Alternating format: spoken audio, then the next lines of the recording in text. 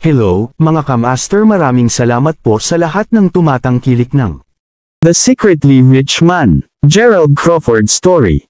Paki-follow and subscribe mga master para sa mga susunod pang mga kabanata. Isa pala akong rich kid. By 2 years is body. Kabanata 1081. Kabisado na ni Gerald ang mapa. Sa makatuwid, hindi magiging mahirap para kay Gerald na makahanap ng walang hanggang kabaong. Si Gerald ay nagkaroon ng isang mahinang intuition sa kanyang puso na maaaring mayroong isang mas malaking lihim na nakatago sa walang hanggang kabaong. Ang mundo na ito ay hindi kasing simple ng inakala niya. Naramdaman ni Gerald na ang lahat ay tila naging estranghero lalo na pagkatapos niyang makita ang mga mural na iyon. Paano niya ito mailalarawan? Tila parang may dalawang kamay na palihim na nagmamanipula ng lahat sa kadiliman. Napakapanganib na sa disyerto, at magiging mas mapanganib habang nakakarating siya sa labas ng disyerto. Siyempre, si Gerald na isa ng semi-master ay hindi kinuha ang ilan sa mga hayop na nakasalubong niya sa ngayon. Nang papalapit na ito sa gabi, naabot na ni Gerald ang pinakamalalim na bahagi ng labas ng lupa. Narating niya ang isang lugar na tinatawag na Aller Road. Hindi ito dilaw na buhangin saan man ngayon, ngunit sa halip na puno ito ng itim na buhangin. Bukod dito, napakalakas ng hangin dito, at tila ba may isang pag-agos ng hangin na maaaring mabali ang isang balangkas ng tao. Kakaiba ito. Batay sa marka sa mapa, ang lokasyon ng walang hanggang kabaong ay dapat na sa lugar na ito, ngunit ito ay isang piraso lamang ng baog na lupa. Hindi mapigilan ni Gerald na magulat. Ang mapa ay hindi maaaring maging mali. Tiniis ni Gerald ang malakas na hangin habang nagpatuloy siya sa paligid. Sa kabutihang palad, natagpuan ni Gerald ang isang malalim at nakakatakot na butas sa tabi ng lambak ng bundok. Tulad ng inaasahan, narito dapat.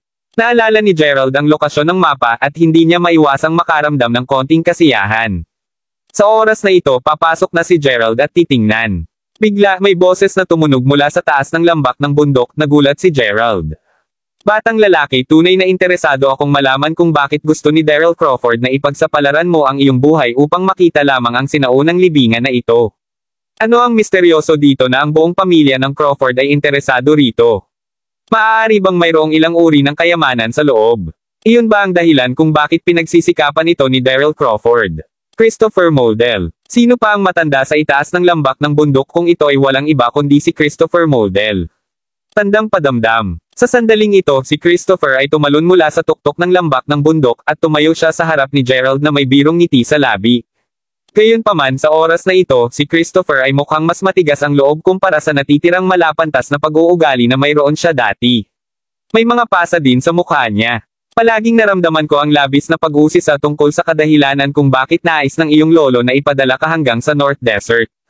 Sa kabutihang palad, lihim akong sumunod sa iyo dito. Kung hindi dahil sa mapang ito, hindi ako makakarating dito ng isang hakbang na nauna sa iyo. Gayunpaman, mayroong ilang hindi kumpletong nilalaman sa map na ito. Ano yun, ito ba ang lihim ng sinaunang libingan na ito? Tanong ni Christopher habang nakasimangot. Ikaw, anong ginawa mo kay Gia at sa iba pa? Galit na galit si Gerald na ang mata niya ay kumislap ng pula sa isang iglap. Ang matandang Zorro na ito ay nagdusa ng isang backlash noong nakaraang araw at sinamantala ni Gerald ang pagkakataong iyon upang makalusot. Noong una, naisip ni Gerald na hindi pa siya nahuhuli ng matandang Zorro. Iyon ang dahilan kung bakit si Gerald ay nakasuot ng maskara sa harap ng iba pa sa lahat ng oras dahil ayaw niyang ibunyag ang kanyang pagkakakilanlan. Hindi inaasahan, naabutan na siya ng matandang Fox. Bukod dito, maaaring magdulot ng pinsala kay Gia si Gerald sa pamamagitan ng pagbibigay sa kanya ng mapa. Ang isang nakamamatay na hangarin ay agad na nagmula-mula sa loob ng Gerald. Hahaha, huwag mag-alala, batang lalaki. Wala akong nagawa sa kanila. Bagaman kadalasang gagamitin ko ang lahat ng uri ng paraan na posible upang makuha ang nais ko, hindi ko kailangang gamitin ang aking lakas laban sa ilang ordinaryong tao. Ang mga ito ay simpleng natutulog sa oras na ito at natural na gising sila pagkatapos matulog sa isang araw at gabi. Sabi ni Christopher habang tumatawa. Ang dahilan kung bakit hindi ko sila pinatay ay dahil binibigyan kita ng mukha. Kaya, mas mabuti mong sabihin sa akin ang mga lihim sa sinaunang libingan na ito bago ka mamatay ngayon. Sa ganoong paraan, hindi ko sasaktan ng alinman sa iyong mga kakilala kung gayon. Kung hindi man, mahuhulaan mo na kung paano ang magiging kapalaran nila. Sabi ni Christopher, napakadumiri mo kahit na ikaw ay isang mahusay na master. Walang ibang paraan. Dahil may isang bagay sa mundong ito na hindi ko alam, ngunit talagang nilakip ni Daryl Crawford ang napakahalagang kahalagahan, malalaman ko kung ano ito upang makuha ko ito. O sige, Gerald, iyon lang ang sasabihin ko sa iyo. Kaya, bakit hindi mo sabihin sa akin kung magsasalita ka o hindi? Sa oras na ito, biglang lumamig ang ekspresyon ng mukha ni Christopher. Hini siya ni Gerald. Kung mas gusto mong malaman ang tungkol dito, lalo na't hindi ko ibubunyag sa iyo ang katotohanan kung gayon. Bukod, hindi ako makaramdam ng kalungkutan kung pumatay ka sa iba pa pagkamatay ko. Kaya, totoo bang sinusubukan mong banta ako sa ganoon? Panipi. Kabanata 1082. Ang brat mo. Tunay na ikaw ay napaka nakakatawa at mahusay sa pagsasalita, ngunit tingnan natin kung gaano kakatagal magagawa. Papatayin kita ngayon. Bahagya namang kumaibot ang mga talukap ng mata ni Christopher bago siya sumugod upang salakayin si Gerald. Nais ni Gerald na ipagtanggol ang kanyang sarili at iwasan ang pag-atake ni Christopher, ngunit hindi talaga siya laban kay Christopher. Diretso na tinamaan si Gerald ng suntok ni Christopher at samukha siya ng dugo sa isang iglap. Hindi mo maiiwasan ang aking pag-atake. Okay, bibigyan kita ng huling pagkakataon. Ay laluwas ko ang iyong buhay kung sasabihin mo sa akin ang totoo ngayon. Malamig na sabi ni Christopher. Hahaha. G. Moldel, totoo bang naisip mo na ako ay isang 3 taong gulang na bata na madali mong makakaloko? Sambit ni Gerald habang pinupunasan ang dugo mula sa sulok ng kanyang bibig. Sa palagay ko nililigawan mo talaga ang iyong kamatayan. Galit na galit si Christopher at itinaas niya ang kanyang palad habang siya ay gumagalaw at ang buong katawan ni Gerald ay itinaas sa hangin. Matapos hilahin ng diretso ang katawan ni Gerald papunta sa kanyang sarili, muli siyang hinampes ni Christopher. Sa oras na ito, may puting usok na lumalabas sa likuran ni Gerald matapos siyang mahit at agad siyang itinapon mga 10 metro ang layo. Nagdurugo si Gerald sa loob at maraming dugo ang binuhusan niya. Sasabihin mo ba ito o hindi? Tanong ni Christopher habang nangangalit ng ngipin. Wala akong sasabihin. Nais kong huwag kang maging mapagtiyaga at balisa sa lahat ng oras. Sagot ni Gerald at ngumiti ng mapanuya habang pinupunasan ang dugo sa kanyang bibig. Halos hindi niya masuportahan ang sarili niyang katawan sa pagtayo niya. Sa totoo lang naiisip mo ba na hindi kita papatayin? Pwede kitang patayin bago pumunta sa Daryl Crawford ng direkta upang tanungin siya tungkol dito. Maaari kang mamatay ngayon. Lalong nagalit si Christopher at sinubukang hilahin si Gerald papunta sa sarili gamit ang kaliwang palad. Gayunpaman sa pagkakataong ito, biglang itinaas ni Gerald ang kanyang mga mata habang sinusubukan nitong makaalis sa puwersang suction mula sa pulso ni Christopher. Sa parehong oras, inilabas din niya ang light vein mula sa kanyang baywang at naghanda siyang gamitin ang kasanayan sa pagtulo ng tubig na natutunan mula sa Dawnbreaker. Bakit tinawag itong water dripping skill? Ito ay dahil sa nagkaroon ng pag-unawa at paliwanag si Gerald na ang kasanayan sa pagtulo ng tubig ay naitugma ang talam mula sa light vein ng perpekto. Maaari niyang gamitin ang pagkakasala bilang isang pagtatanggol at ang talam ng aura ay lumalaki ng mas mataas sa bawat layer tulad ng tubig na tumutulo sa mga bato. Sa makatuwid, ito ay tinawag na kasanayan sa pagtulo ng tubig. Sa sandaling ito, ang figure ni Gerald ay napakabilis at marahas habang siya ay nag-counterattack ng walang pigil na paglipat ng tayback, sunod-sunod na pagtatambak. Si Christopher ay maaaring maging abala lamang sa pag-iwas sa matalim na lakas ng Dawnbreaker ngayon. Gayunpaman nang siya ay tumalikod, hinahampas na siya ng espada. Nagpanik si Christopher habang tumutugon sa pag-atake. Gayunpaman tila parang buhay ang maikling talam at nakatuon ito sa pag-atake sa halip ng lahat ng mga pagkakamali ni Christopher. Ang mga mata ni Christopher ay bumuka ng malapad at mas malapad sa lubos na hindi paniniwala. Sa sandaling ito, hindi siya maaaring tumugon sa oras at siya ay nahit sa dibdib ng light vein. Napaikot siya nang mahulog siya sa lupa at may mabilis na pagkalat ng dugo sa lupa. Misteryosong salamin. Laking gulat ni Christopher at habang naiiling niya ang pulso, mabilis na lumitaw ang mahiwagang salamin sa kanyang kamay. Tungkol kay Gerald, lumingon siya at dumaan kay Christopher habang diretso itong tumatakbo papasok sa yungib. Ito ay dahil alam ni Gerald na ang tanging dahilan kung bakit niya nagawang saktan si Christopher ng mas maaga ay dahil lamang sa nasindak siya nito. Kung nais niyang direktang harapin si Christopher, magkakaroon ng napakalaking agwat sa kanilang dalawa. Ang tanging kislap ng pag-asa ni Gerald ay ang tumakbo papunta sa yungib. Ito ang plano ni Gerald nang tiniis niya ang dalawang paunang pag-atake. Ang bawat kilusan ay nawala ayon sa plano at lahat ng nangyari ng sabay-sabay. Nang sa wakas ay bumangon si Christopher mula sa lupa na nakabukas ang mga mata at nakatakas na si Gerald papunta sa yungib. Hindi makapaniwalang sabi ni Christopher sa sarili habang nakatitig sa likuran ni Gerald, he has a special physique. Nakakagulat na malakas siya. Halos mawala ako sa batang lalaki na ito. Sa oras na ito, biglang itinaas ni Christopher ang kanyang ulo na may isang masakit na ekspresyon sa mukha, hindi ko siya payagan na manatiling buhay. Kung hindi man ang pamilya Moldel ay hindi makakatakas sa isang kalamidad sa loob lamang ng 5 taon. Hindi ko talaga siya pinapayagan na mabuhay. Panipi. Kabanata 1083. Habang iniisip niya ito, hahabulin na sana ni Christopher si Gerald. Halfway through, bigla siyang huminto ulit sa kanyang mga track. Hinawakan ni Christopher ang kanyang pisngi na napakamot at mayroon siyang isang nakakatakot na ekspresyon sa kanyang mukha sa oras na ito. Batang brat, bigyan kita ng isang payo. Mas makabubuti para sa iyo na lumabas ng longga ng masunurin ngayon. Kung hindi man pagkatapos mong pumunta sa kuweba na ito, kahit na ang iyong lakas ay tumaas ng malaki, makakalimutan mo ang paglabas ng buhay sa kuweba na ito na buhay.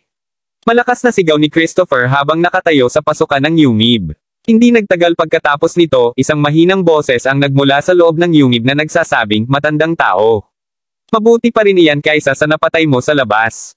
Nakasimangot si Christopher. Maliit na bastard. Huwag mo akong sisihin sa hindi kita pagpapaalala kung mamamatay ka sa loob.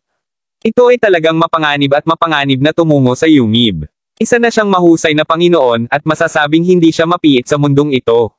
Gayunpaman, hindi mapigilan ni Christopher na makaramdam ng matagal na takot nang maisip niya ang napakalaking hayop na nakasalubong niya sa yungib ngayon lang. Ito ang eksaktong dahilan kung bakit nais niyang siyasatin muna ang bagay. Nais niyang maunawaan ng malinaw kung sulit ang ipagsapalaran ang kanyang buhay para sa bagay na nakatago sa loob ng yungib. Kung ito ay hindi katumbas ng halaga, Christopher ay hindi gawin ang panganib. Ito ang tiyak na dahilan kung bakit hinintay ni Christopher na lumitaw si Gerald. Ang mabahong batang iyon ay hindi makakalayo. Pagdating ng oras, tatakbo siya sa labas ng yungib o papatayin pa rin sa loob ng yungib. Hindi ko dapat ipagsapalaran ang aking buhay dahil lamang sa batang brat na ito. Mas makabubuti na hintayin ko na lang siya sa labas ng yungib. Alinmang paraan, magiging kapaki-pakinabang pa rin ito para sa akin. Napaisip si Christopher sa sarili. Matapos isipin iyon, agad na naupo si Christopher sa may bakana ng yungib habang nakikinig siya sa mga paggalaw sa loob ng yungib. Sa kabilang banda, sa una ay naisip ni Gerald na nais lang ng takot na matandang fox na si Christopher na takutin siya upang makalabas siya sa yungib. Gayunpaman, sa paglalakad pa ni Gerald papasok sa yungib, naaamoy niya ang isang matapang na amoy na nagmumula sa loob ng yungib. Agad na naramdaman ni Gerald na may isang bagay na hindi tama. Sa oras na ito, bigla niyang naalala na si Christopher ay medyo matigas ang mukha nang una niya siyang makita ng mas maaga. Nagkaroon pa siya ng kaunting pinsala sa mukha. Dahil alam ng matandang lalaki na ito ay isang pambihirang sinaunang libingan, ayon sa kanyang pag-uugali at katangian, walang ganap na dahilan kung bakit siya tatanggi na pumasok upang tingnan ang sarili. Maaaring may isang bagay sa loob ng yungib na sumakit sa kanya, at iyon ang dahilan kung bakit hindi siya naglakas loob na pumasok sa yungib upang magpatuloy sa paghabol sa akin. Napaisip si Gerald sa sarili habang nagpatuloy sa paglalakad papasok. Ito ay isang napakaiksi at patag na koridor. Sa wakas ay makakakita si Gerald ng ilang ilaw pagkatapos maglakad ng medyo matagal. Isang matangkad na kuweba na bato ang lumitaw sa harapan niya at madilim ang loob ng kuweba. Bukod dito, tila may isa pang dalawang malalaking butas sa pinakaloob na bahagi ng yungib. Ang dalawang malalaking butas ay kasing tangkad ng isang tao. Ang nagulat kay Gerald ay ang katotohanan na tila ito ay isang ganap na naiibang lugar sa loob ng malalaking butas habang ang mga maliliwanag na berdeng ilaw ay nagniningning mula sa loob nito. Dahil din sa nagniningning na maliwanag na berdeng ilaw mula sa dalawang butas na ito na nakikita ni Gerald ang ilang mga kondisyon sa loob ng mga butas. Mayroong mga inukit na estatwa ng samurai sa magkabilang panig ng mga butas.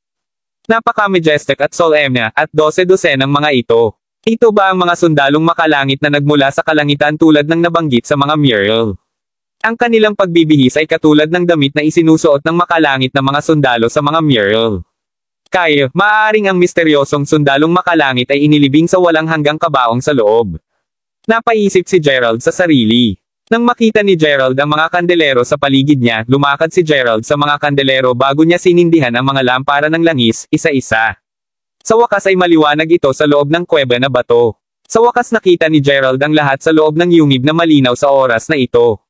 Maraming mga buto na nakakalat sa lupa. Batay sa kagamitan na kanilang dinala para silang mga tulisan sa libingan. Gayunpaman nang itaas ni Gerald ang kanyang ulo upang tumingin sa dalawang malaking butas na may maliwanag na berdeng ilaw, natigilan siya. Iyon ay hindi berdeng butas.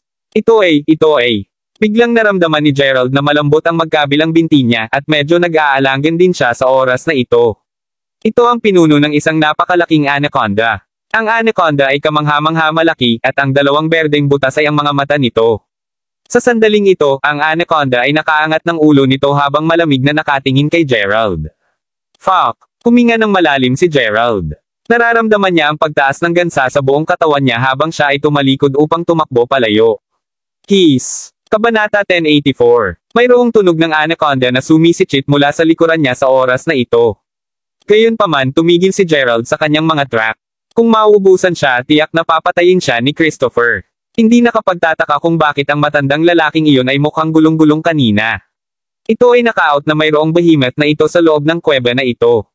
Dali-daling inilabas ni Gerald ang kanyang light bane. Sumasabog na siya sa malamig na pawis at ramdam na ramdam niya ang pagkalito sa oras na ito. Hindi pa nabanggit ang napakalaking anaconda na ito sa mapa. Nilamon ni Gerald ang laway niya. Gayunpaman sa oras na ito, napagtanto ni Gerald na ang anaconda ay tila hindi nakakahamak. Ito ay simpleng nakatingin sa kanya, hindi nagpapakita ng anumang intensyon ng pag-atake sa lahat. Sa huli, dahan-dahang ibinaba ng anaconda ang ulo nito. Sa pagtingin sa tagpong ito, naramdaman na parang ang anaconda ay isang tuta na mahusay na kumilos at masunurin nang makita ang may-ari nito. Hindi mo ako papatayin. Panandali ang tanong ni Gerald habang sa wakas ay nakaramdam na naman siya ng kaunting lakas sa kanyang mga binti. Hindi inaasahan, ang anaconda na talagang tumango ng bahagya. Pagkatapos nito, ibinagsak ng anaconda ang kanyang malatemplo na ulo ng direkta sa lupa. Tinaharang ng katawan ng anaconda ang buong daanan na patungo sa yungib. Tila pinipigilan nito ang iba na pumasok sa yungib. Dahan-dahang lumakad si Gerald sa anaconda. Hindi alam ni Gerald kung bakit bigla siyang nakaramdam ng isang napaka-espesyal at nakakakilabot na sensasyon sa kanyang puso. Pakiramdam niya ay parang naiintindihan niya ang panloob na damdamin ng anaconda sa pamamagitan lamang ng pagtingin sa mga mata nito. Agad na nabuo ni Gerald ang hindi maipaliwanag na pagmamahal para sa anaconda matapos tingnan ang mga mata nito. Pakiramdam niya ay nakikilala niya ang isang matandang kaibigan. Hindi na natakot si Gerald sa anaconda at sinubukan niyang hawakan ang ulo nito. Hindi pinigilan ng anaconda ang kanyang pagpindot at ito ay masunurin. Binabantayan mo ang kuweba na ito habang panahon. Para bang hindi ka pa nakakalabas sa kuweba na ito dati, tama ba? Tanong ni Gerald. Tumango ulit ang anaconda. Pagkatapos nito, lumipat ito. Habang iginagalaw ng anaconda ang buong katawan nito, naramdaman ni Gerald na parang ang yungib sa loob ng bundok ay gumuho anumang oras. Patuloy na pag-urong ng anaconda ang katawan nito sa loob na tila may gagawing daan kay Gerald. Iniwan na ni Gerald ang kanyang personal na kaligtasan ng walang pagsasaalang-alang sa oras na ito at matapang siyang lumakad papunta sa yungib. Hindi na ito naging hitsura ng isang ordinaryong yungib sa loob. Tila mas tulad ng isang malaking gusaling malapalasyo. Ito ay simpleng napakalaking. Hindi mapigilan ni Gerald na mapasigaw nang makita ang underground palace na ito. Dapat ay tumagal ito ng napakaraming lakas ng tao at mga mapagkukunang material upang maayos at maitayo ang isang kamanghamanghang gusali. Kahit na ang modernong teknolohiya ay mas advanced na ngayon, imposible pa rin. Sa loob ng palasyo sa ilalim ng lupa, maraming malalaking estatwa ng bato na katulad ng mga batong estatwa sa labas. Mayroon ding 36 na malalaking haligi ng bato na napapalibutan ng 7 hanggang 8 tao. Ang isang makulay na kristal na plataporma ay itinakda sa gitna ng palasyo. May isang malaking kabaong na lumulutang tulad ng isang kristal sa gitna ng platform. Iyon ang walang hanggang kabaong. Gulat na gulat si Gerald. Sa pagtingin niya ulit sa paligid niya, nakikita ni Gerald ang napakadetalyadong mga mural sa paligid niya. Keys. Sumisikip ang anaconda sa oras na ito habang tinitingnan ang mural. Nais mo bang matapos ko ang pagtingin sa lahat ng mga mural na ito?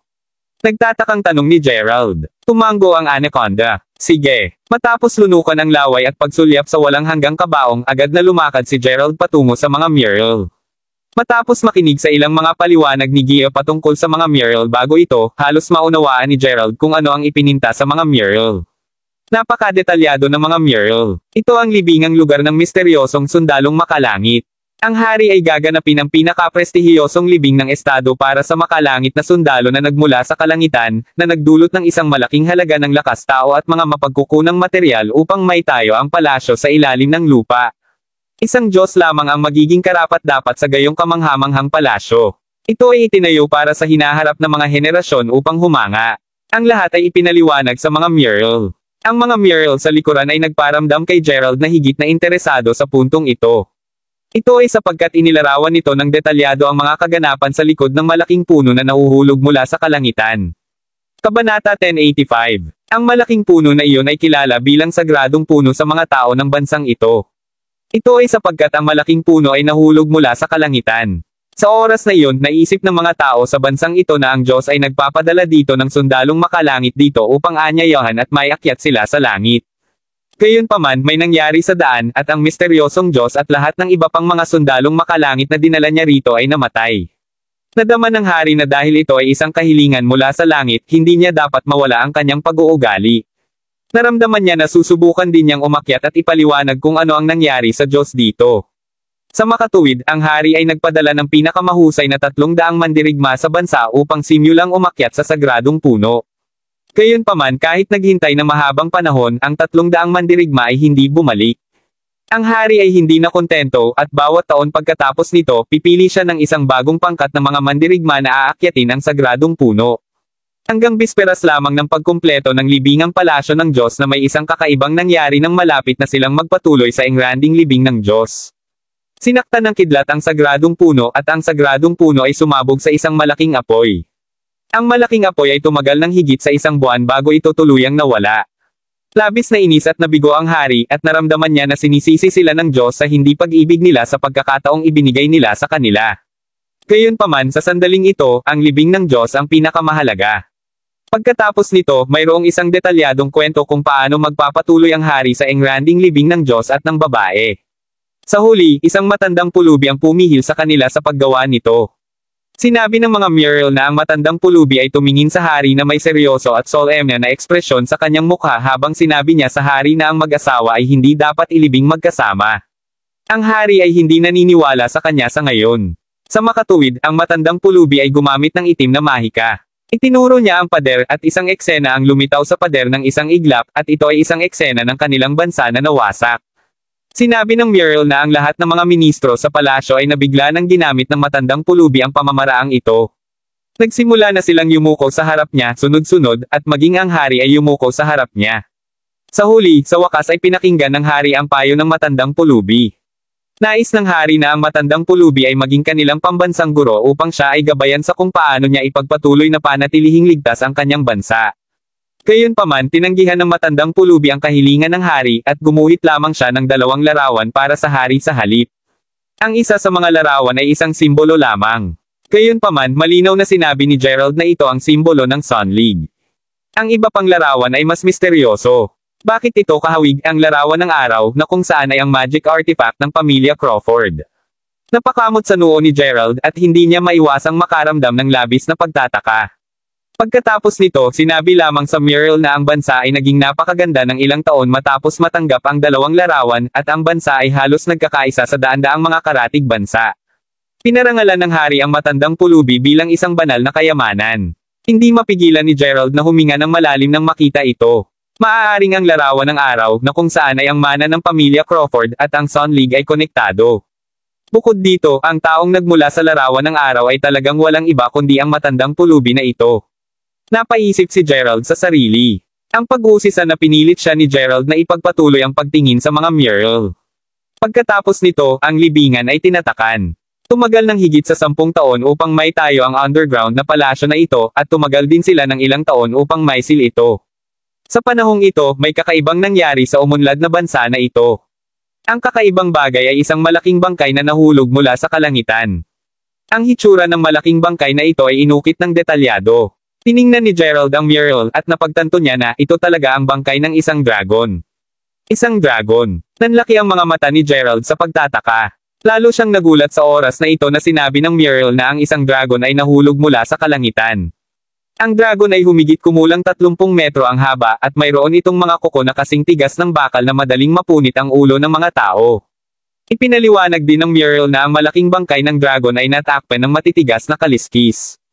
Ang ilan sa mga kaliskis na ito ay gininto ang dilaw na kulay at ang ilan sa mga ito ay jet black. Ito ay isang dragon na may pinaghalong gintong dilaw at jet black na kulay. Nang bumagsak ang bangkay ng dragon, bulok na ang katawan nito at lahat ay lumayo rito. Kabanata 1086. Una nilang pinaplano na ilibing ito, ngunit ang bangkay ng dragon ay nagdulot ng salot sa oras na ito. Maraming tao ang namatay sa salot. Tulad ng ganap na pagkalugi ng hari sa dapat gawin, binanggit muli ang matandang pulubi. Tila na sa wakas ay bumalik ang matandang pulubi makalipas ang 3 taon. Gayunpaman nang bumalik ang matandang pulubi sa oras na ito, hindi na siya mukhang isang matandang pulubi, ngunit sa halip, siya ay bihis ng formal. Sinabi ng matandang pulubi sa hari na nagpapanggap lamang siyang matandang pulubi noon upang madali niyang magawa ang mga bagay, ngunit hindi talaga siya pulubi. Tikas na natuwa ang hari nang marinig niya ito, at binigyan niya siya ng pinakamahusay at pinakamaluho na paggagamot. Tinanong siya ng hari kung paano niya haharapin ang bangkay ng dragon. Iminungkahi ng matandang pulubi na ang bangkay ng dragon ay dapat agad na sunugin ng walang anumang pagkaantala. Nakasaad din sa mural na ang matandang pulubi ay may mahusay na kasanayan sa medikal. Pinagaling niya ang mga taong nahawahan ng salot sa oras na iyon, at pinagaling din niya ang prinsipe na nahawahan dahil sa salot. Gayunpaman, nagdala rin siya ng isang kondisyon. Nais niyang pumunta at tingnan sa loob ng palasyo ng ilalim ng lupa. Hindi lamang iyon, nais niyang pumasok at tingnan ang underground na palasyo ng mag-isa. Nais niyang ang lahat ng mga manggagawa na responsable sa pag-ukit ng mga mural sa oras na iyon ay manatili sa malayo. Tuwang-tuwa ang hari at sumang-ayon siya sa mga kahilingang ito. Ang matandang pulubi ay nanatili sa ilalim ng lupa palasyo ng higit sa 10 araw. May dala pa siyang isang bag nang siya ay pumasok. Pagkatapos nito, ang mga tao sa buong bansa ay lumuhod at sinamba siya muli habang tinatanggap nila siya pabalik, inaasahan na siya ay manatili. Gayunpaman, tinanggihan muli ng matandang pulubi ang kanilang kahilingan. Inilalarawan ng mural na kapag dumating ang gabi, ang matandang pulubi ay nakatayo sa dingding habang nakaharap siya sa lahat ng lungsod na yumuko sa harap niya. Sa oras na ito, itinuro ng matandang pulubi ang buwan na inilantad lamang. Ang lahat ay tumingin sa buwan at nang sa wakas ay mag-react na wala na ang matandang pulubi. Sa oras na iyon, upang gunitain siya, ang mga tao ay nagtayo ng isang templo upang sambahin at handgan siya. Mga sundalong makalangit na nahulog mula sa kalangitan, ang sagradong puno, ang kakaiba at misteryosong matandang pulubi, ang dragon, at pati na rin ang pangakdang pandigma sa langit. Pulong ni Gerald. Ang mas maraming impormasyon na nakuha ni Gerald mula sa mga mural, mas naramdaman niya na para bang hindi niya ito maintindihan. Ang mga mural na ito at ang mga pangyayaring inilalarawan sa mga mural na ito ay tila parang napakabuhay. Ito ba ay imahinasyon lamang ng mga tao mula sa sinaunang panahon? Hindi mapigilan ni Gerald na makaramdam ng kaunting pagdududa at kainahinala sa oras na ito. Bago ito, nag-aalinlangan pa rin siya, ngunit sa puntong ito, si Gerald ay 70% na nakumbinsido na lahat ng ito ay maaaring totoo. Maaari bang ang isang ganap na magkakaibang sibilisasyon ay totoong mayroon sa mundong ito 10,000 taon na ang nakakalipas o kahit na 10,000 na mga taon na ang nakakalipas? Bagaman ang alamat ng pagkakaroon ng mga dragon ay matagal ng kasaysayan. Ang mga dragon ba ay tunay na alamat? Nagulat si Gerald. Huminga siya ng malalim habang sinusubukan niyang hanapin kung nasaan ang babaeng nakasuot ng puti mula sa mga mural. Gayunpaman, walang nabanggit na babaeng nakasuot ng puti. Hindi mapigilan ni Gerald na makaramdam ng kaunting pagkabigo. Ang matandang pulubi na ito ay tila may kakayahang maunawaan ang mga sinauna at modernong panahon. Posibleng mayroong isang kaakit-akit na pagkatao at pagkakaroon sa mundong ito. Napaisip ulit si Gerald sa sarili. Sa oras na ito, tumingin si Gerald sa anaconda. Nga pala, kailan ka napunta dito? Naniniwala ako na hindi ka ganoon kalaki noong una kang dumating dito, tama ba? Tanong ni Gerald. Sumisikip ang anaconda bago ito dumura sa isa sa mga mural. Ito ay isang mural ng eksena ng ang matandang pulubi ay pumasok sa ilalim ng lupa palasyo na may isang bag sa kanyang kamay. Saglit na natigilan si Gerald habang naiisip ang sarili. Sa oras na ito, hindi niya maiwasang manginig ng buong buo. Napatingin si Gerald sa anaconda bago niya sinabi, ibig mo bang sabihin na dinala ka ng matandang pulubi sa underground na palasyo sa bag na iyon? Pakiramdam ni Gerald ay parang nauubusan na siya ng hininga. Tumango ang anaconda. Oh, Diyos ko! Nasa estado ng gulat at hindi makapaniwala si Gerald. Nabuhay ka na ng libu-libong mga taon. Kabanata 1087. Tumango ulit ang anaconda. Kung hindi ito nangyari sa harap niya, hindi kailanman maniniwala si Gerald na totoo ito. Ang anaconda na ito ay mas matanda pa kaysa sa kanyang mga ninuno. Bakit hindi mo ako pinatay? Dinala ka ng matandang pulubi sa ilalim ng lupa palasyo noon. Sa makatuwid, malamang na ginaasto kanyang bantayan ang sinaunang libingan na ito. Kailangan mong patayin ang sinumang Samaire sa sinaunang libingan na ito, tama ba? Hindi mapigil ang magtanong ni Gerald. Sumisikip ang anaconda nang dumura ito at tinuro ang mural mula kanina. Pagkatapos nito, lumingon ang anaconda habang sumulyap sa walang hanggang kabaong. Ang mural na dumura ng Anaconda ay ang kung saan ang matanda ay nanatili sa ilalim ng lupa palasyo sa loob ng 10 araw pagkatapos dalhin ang Anaconda, at ang Anaconda ay nakaturo sa walang hanggang kabaong sa oras na ito. Tila parang ang 10 araw na ginugol ng matandang lalaki sa ilalim ng lupa na palasyo ay may kinalaman sa walang hanggang kabaong. Walang ibang mga pahiwatig sa mural at tila ba sinisikap ng Anaconda na sabihin sa kanya na ang sagot ay nakalagay sa loob ng walang hanggang kabaong. Nais mong buksan ko ang kabaong.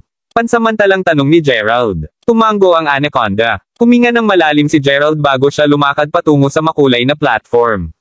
Ang buong platform ay gawa sa maraming mga makukulay na bato. Ang walang hanggang kabaong na gawa sa kristal na jade ay nasuspine sa hangin sa itaas ng mga makukulay na bato. Ito ay tulad ng isang magandang gawain ng sining na pinengganga at namangha ito ng mga tao. Matapos maglakad at pagmasdan ng walang hanggang kabaong mula sa isang malapit na saklaw, malabo na nakita ni Gerald ang isang madilim na figure na nakahiga sa loob ng kabaong. Iyon ang dapat na bangkay ng Diyos mula pa noon. Bagaman hindi malinaw na nakita ni Gerald ang figure, nakikita niya ang balangkas ng figure na nasasalamin sa kristal na kabaong. Tunay na ito ang walang hanggang kabaong at ang bangkay ay hindi bulok kahit na napanatili sa mahabang panahon. Maaari ba talagang ang Diyos na ito ay isang Diyos na nagmula sa langit? Pinigilan ni Gerald ang kanyang kuryosidad habang dahan-daang itinulak ang coffin board. Sa pagtulak nito palayo, ang bangkay ng Diyos ay walang pagpipigil na ipinakita sa harap niya ng saglit.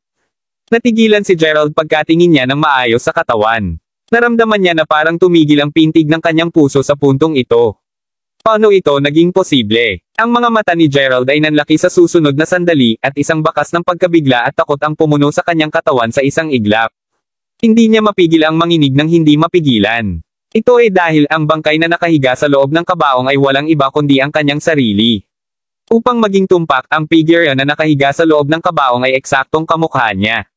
Nakasuot siya ng gintong nakasuot na puting balabal at mahaba ang buhok. Gayunpaman, ang kanyang mukha ay ang eksaktong kopya ng mukha ni Gerald. Paano ito magiging posible? Hindi mapigilan ni Gerald na muling bulala sa kanyang puso habang hindi niya namamalayang umatras ng 2 hakbang. Sa oras na ito, tiningnan ni Gerald ang Anaconda na gumagalang sa kanya. Hindi nakapagtataka kung bakit siya ginagamot ng Anaconda ng may galang sa halip na patayin siya. Ito ay naka-out na ang Anaconda ay patungkol sa kanya bilang ang Panginoon ng ilalim ng lupa palasyo. Sumisikip ang Anaconda bago ito sumenyas para kay Gerald na tumingin sa tabi ng bangkay. Tumingin si Gerald sa direksyong iyon. Lumabas na mayroong isang scroll sa tabi ng bangkay. Mayroon ding isang round jade pendant sa tabi nito. Nais ng Anaconda na buksan ni Gerald ang scroll. Pinigilan ni Gerald ang kilabot na nararamdaman habang dinampot ang scroll. Matapos buksan ang scroll, nakita ni Gerald ang ilang sinaunang pagsulat na siksik na naitala dito. Tinanong ni Gerald si Professor Yale tungkol sa mga sinaunang pagsulat na ito lamang ng ilang araw. Sa makatuwid, maaaring maunawaan ni Gerald ang nilalaman ng scroll ng maikling. Ito ang dapat na record ng buhay ng bangkay na ito. Ang kanyang asawa ay nabanggit sa scroll at ang mga salitang Sun League ay nabanggit din, sinundan ng mga tao, at tila ang huling mga salita ay nagsasalita tungkol sa pagkawasak. Epektibong naiintindihan lamang ni Gerald ang mga salitang ito. Ang asawa ng Diyos at ang Sun League ay parehong nabanggit. Maaaring ang pagkamatay ng Diyos na ito ay maaaring direktang nauugnay sa Sun League pagkatapos. Anong pagkawasak ang maaaring tinukoy niya? Masisira ba ang sangkatauhan? Hindi mapigilan ni Gerald na makaramdam ng pagkalito at pagkabigo. Hindi ito isang tala ng pagpapakamatay na naiwan ng bangkay, tama ba? Tanong ni Gerald sa Anaconda. Umiling ang Anaconda. Naiintindihan ko na ngayon. Ang matandang pulubi na nagdala sa iyo dito ay ang naglagay ng scroll na ito sa loob ng walang hanggang kabaong, tama? Tanong ni Gerald. Tumango ang Anaconda. Sino ang matandang pulubi na iyon? Bakit alam niya ang napakaraming mga lihim at bakit parang may supernatural na kapangyarihan siya? Talagang nagulat si Gerald. Kabanata 1088. Umiling ulit ang Anaconda. Ano ang ibig sabihin nito? Ano nga ba ang Sun League? Pawis na si Gerald sa oras na ito, lalo na't may nakikita siyang isang katulad niya, nakahiga sa loob ng walang hanggang kabaong sa oras na ito. Posible bang mayroong isang bagay tulad ng reinkarnasyon? Ang lahat ay napuno ng pag-aalinlangan. Bukod dito, tila ang misteryosong tao na namuno sa kanya dito ay malamang na alam ang lahat noon. Gayunpaman, sino siya? Si Gerald ay napuno ng pag-aalinlangan at kinuha niya ang bilog na pendant ng jade habang tinitingnan niya ito. Maraming mga komplikadong linya ang ipininta dito. Hindi alam ni Gerald kung siya ay naghahalucinate o kung ito ay isang ilusyon lamang, ngunit pakiramdam niya ay parang nakikita niyang gumagalaw ang mga linya. Sa sandaling ito, mas tinititigan ni Gerald ang mga linya na iyon at parang mas mabilis ang paggalaw ng mga linya. Pinaramdam nito kay Gerald na malungkot at siya ay naging sobrang pagkahilo sa oras na ito. Umiling si Gerald at naramdaman niya bigla ang lahat na nagiging itim sa harap ng kanyang mga mata sa pagkamatay niya. Gayunpaman, may malay pa rin si Gerald. Ramdam niya na malamig ang kanyang mga kamay at paa, ngunit hindi man niya maiimulat ang kanyang mga mata. Biglang may lumitaw na isang malaking butas sa kanyang harapan. Mayroong isang maliwanag na linya na lalabas mula sa butas. Mayroon ding isang stream na umaagos ng maayos. Isang itim na anino ang nakatayo sa gilid ng batis na ang mga kamay ay nasa likuran. Narito ka na sa wakas. Tanong ng madilim na figure na nakatalikod kay Gerald. Anong ibig mong sabihin? Sino ka? Nagtatakang tanong ni Gerald. Matagal na kitang hinihintay. Ang sabi ng lalaki. Laging tandaan na kung mas malaki ang iyong mga kakayahan, mas maraming mga tao ang kailangan mong protektahan. Ito ay lalo na para sa taong mahal na mahal mo. Tiyaking hindi mo siya pinapabayaan. Muling sinabi ng itim na figure. Lalo pang naguluhan si Gerald sa oras na ito habang sinabi niya, Sir, hindi ko alam kung ano ang iyong pinag-uusapan. Gusto ko lang tanungin kung bakit ang Diyos sa walang hanggang kabaong ay katulad ng kamukha ko. Gayon din, ikaw ba ang Diyos na iyon? Malalaman mo kalaunan. Ang boses ng itim na figure ay parang malungkot. Ano ang Sun League? Tila na ang aking kasintahan ay nakuha ng Sun League at wala talagang balita sa kanya. Sabi ni Gerald. Ang lahat ay mamamatay dahil sa kanya. Lahat. Sinabi ng itim na figure. Kung wala kang sasabihin sa akin, hindi mo ba dapat sabihin sa akin kung paano ko mapoprotektahan ang mga taong mahal ko? Nagtatakang tanong ni Gerald. Nang matapos na siya sa pagsasalita, bigla niyang naramdaman muli ang nakakalungkot at nahihilo na pakiramdam sa kanyang ulo. Gayunpaman, naramdaman itong ganap na naiiba kaysa sa dati. Tila parang hindi mabilang na mga impormasyon ang bumubuho sa kanyang utak sa oras na ito. Naramdaman ni Gerald na parang sisabog ang utak niya. Masyadong maraming impormasyon. Ang ulo ko, masakit. Mahigpit na nakahawak si Gerald sa ulo habang sumisigaw at gumulong sa lupa sa sakit. Hindi na niya masabi ang pagkakaiba sa pagitan ng hilaga, timog, silangan, at kanluran sa puntong ito. Naramdaman niya na parang sisabog ang ulo niya sa sakit. Gayunpaman, ang itim na figure ay patuloy na nagsasalita. Mula ngayon kailangan mong maging mas maingat lalo na ang mga tao sa paligid mo. Ito ay sapagkat ako ay ikaw, at ikaw ay ako. Namamatay ako. Bilisin mo at iligtas mo ako. Namumula si Gerald sa kanyang bibig at nagpapakita ang mga puti ng kanyang mata habang nagpatuloy sa pakikibaka sa lupa. Boom! Maya-maya, naramdaman na parang ang impormasyon sa isip ni Gerald ay bumubuo ng isang daluyan na biglang sumabog. Sinimulan ni Gerald ang pag-agos ng dugo nang tumigil siya sa pakikibaka bago siya nahimatay. Tumulo. Hindi alam ni Gerald kung gaano siya katagal, ngunit unti-unti siyang nagising nang marinig niya ang tunog ng tumutulo na tubig. Nang siya ay tumayo, natuklasan ni Gerald na siya ay nasa ilalim pa ng palasyo ng lupa. Nakatitig sa kanya ang anaconda na may pag-aalala ang tingin sa mga mata nito. Hindi pa ako patay. Medyo nagulat si Gerald. Gayunpaman, ang kanyang ngiti ay nagyelo kaagad pagkatapos dahil biglang napagtanto ni Gerald na tila mayroong higit pa sa kanyang isipan sa oras na ito. Kabanata 1089. May isang sobrang alaala sa isip ni Gerald. Ito ay isang alaala na hindi pagmamayari niya. Mayroong simpleng impormasyon sa kanyang isipan. Masyado siyang maraming kasanayan at kapangyarihan sa martial arts. Napakaparaan lamang nito. Naramdaman na parang pinagkadalubhasaan na ni Gerald ang lahat ng mga kasanayang at kakayahan ng lubusan. Lalo na ito para sa pamamaraan ng paghinga. Nang huminga si Gerald ngayon, naramdaman niya na para bang automatiko niyang maaaktibo ang diskarteng ito sa isang iglap. Nagduda si Gerald. Bukod dito parang may mas maraming alaala sa kanyang isipan, ngunit ang mga alaalang ito ay tila malabo. Kahit gaano pa ito pag-iisipan ni Gerald, wala naman siyang naalala kahit papaano. Dahil ba sa pendant na iyon ng Jade? Hindi lang iyon. Natuklasan din ni Gerald na ang kanyang lakas at pangangatawan ay tila napabuti. Iniunat niya ang kanyang mga palad upang buhayin ang kanyang panloob na lakas, at isang mabilis na init at lakas ang pinakawalan sa iyong palad. Lakas ng loob at panlabas na pangangatawan.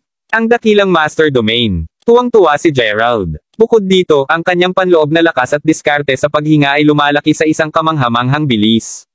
Bukod dito, ang panloob na lakas ni Gerald ay hindi maiwasang naiiba kumpara sa dati. Mas naging makapangyarihan at malakas pa siya kumpara sa dati. Inilabas ni Gerald ang kanyang light bane at gumanap ng isang set ng swordsmanship. Ang kanyang aura talum ay hindi magagapi. Bago dumating ang kanyang taybak, ang gilid ng kanyang talum ng aura ay may dumating na aura AD. Maaaring hatiin ni Gerald ang isang malaking bato mula sa higit sa 10 metro ang layo. Bukod dito, habang pinapagana niya ang kanyang lakas sa loob, mas mabilis itong lumalaki sa loob niya. Ito ba ang dakilang master domain? Bakit sa palagay ko ang isa sa aking mga random na hit ay maraming beses na mas malakas kumpara sa lolo o kay Christopher Model? Kung gagamitin ko ang lahat ng aking lakas sa pag-atake, tiyak na magiging mahirap para kay Christopher na pigilan ang aking pag-atake kahit na sa tulong ng kanyang mahiwagang salamin. Hindi naman sa mayabang si Gerald. Gayunpaman, totoong nararamdaman niya ang ganitong pakiramdam sa oras na ito. Sinabi ni Lolo na ang pinakamisteryosong lupain sa mundong ito ay ang dakilang Panginoong Larangan. Gayunpaman, mayroon akong isang pakiramdam na nalampasan ko na ang kaharian ng dakilang Panginoon. Napaisip si Gerald sa sarili. Kinuha ni Gerald ang pendant ng jade at tiningnan ito. Maraming sinabi sa kanya ng madilim na figure ngayon, ngunit hindi pa rin ito kompleto. Bukod dito, parang ang kanyang tono ay partikular na nag-aalangan at nag-iisa. Ang madilim na figure ay naipasa ang lahat ng ito sa kanya. Kaya, parang may isang bagay na nais niyang gawin niya. Gayon din, naalala ni Gerald na ang huling bagay na sinisigawan niya ay tila, ako ay ikaw, at ikaw ako. Panipi tuldok. Maaaring si Gerald ang muling pagkakatawang tao ng Diyos na ito. Napatingin ulit si Gerald sa bangkay na nakahiga sa loob ng walang hanggang kabaong muli. Hahawak muna ako sa jade pendant. Mayroon pa akong masyadong maraming pag-aalinlangan tungkol sa walang hanggang kabaong na hindi ko lang malulutas sa magdamag. Tatatakan ko ang kuweba na ito pagkatapos na ako lumabas at babalik ako muli matapos makuha ang lahat ng mga sagot na kailangan ko.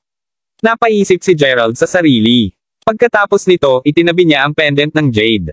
Pagkatapos ng lahat, mayroong isang tao mula sa 10,000 libong mga taon na ang nakakalipas na kamukha niya na nakahiga sa loob ng walang hanggang kabaong. Ito ay lubos na nakaramdam ng pagkawala kay Gerald at hindi siya naglakas loob na kumilos ng madali. Sa sandaling ito, parang may sasabihin sa kanya ang anaconda. Nagsimula itong sumitsit habang papalapit sa isa sa mga mural. Pagkatapos nito, itinuro nito ang mural ng bisperas ng libing kung saan lumabas ang matandang pulubi upang harangan ang Diyos na may libing kasama ang babaeng nakaputi. Partikular na tinuturo ng anaconda ang babaeng nakaputi. Ano ang sinusubukan mong sabihin? Ibig mo bang sabihin na gusto mong hanapin ko ang babaeng ito na nakaputi? Tanong ni Gerald. Tumango ang anaconda. Pagkatapos nito, tiningnan ng anaconda ang walang hanggang kabaong at ang pendant na jade sa kamay ni Gerald. Ito ba ang gusto ng dark figure na gawin ko?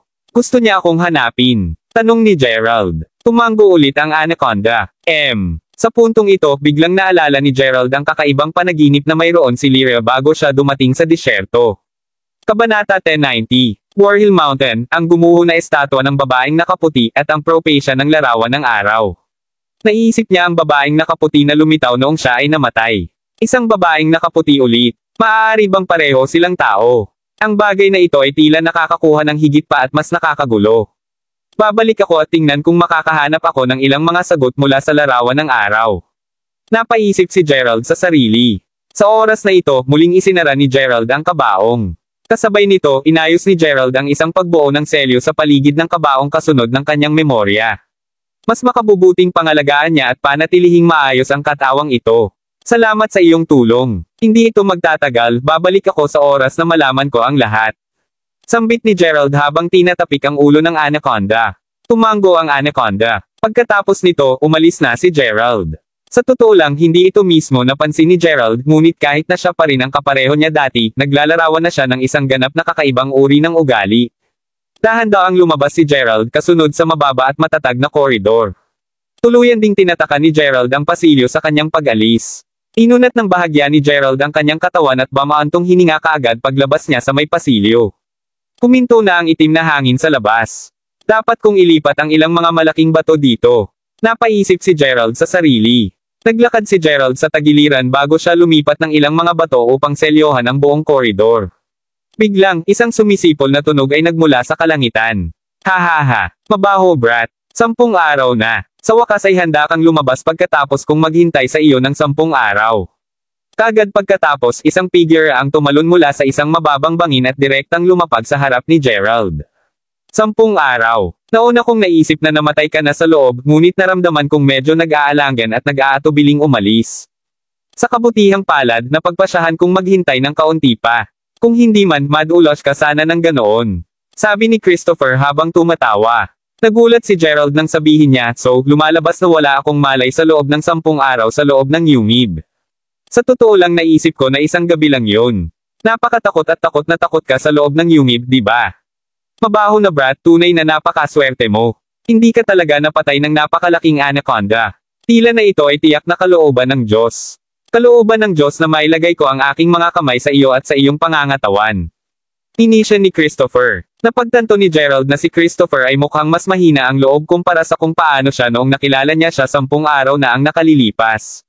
Tila parang napakahirap ng oras ng paghihintay sa kanya ni Christopher sa lugar na ito kung saan umuungal ang itim na hangin.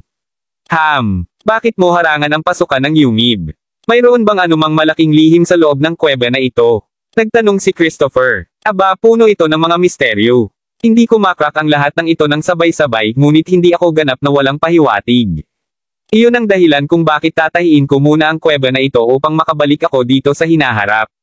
Prangkang sagot ni Gerald. Ano? Kung iyon ang kaso, nangangahulugan ba na nahanap mo na ang lihim sa loob ng kuweba na ito? Ano ito? Tuwang-tuwa si Christopher, at isang bakas ng kasakiman ang sumilay sa kanyang mga mata. Kagad pagkatapos tumalikod siya bigla nang sinubukan niyang ilipat ang malaking bato. Gayunpaman, gaano man kahirap ang kanyang pagsubok, hindi niya talaga mailipat ang malaking bato. Paano ito mabigat? Ang mukha ni Christopher ay namula na. Nabasbasan ko na ang malaking bato ng ilang lihim na pamamaraan. Sa makatuwid, ang paggamit ng lakas lamang ay ganap na walang silbi. Sambit ni Gerald habang nakangiti. Lihim na pamamaraan. Anong lihim na diskarte ang iyong pinag-uusapan?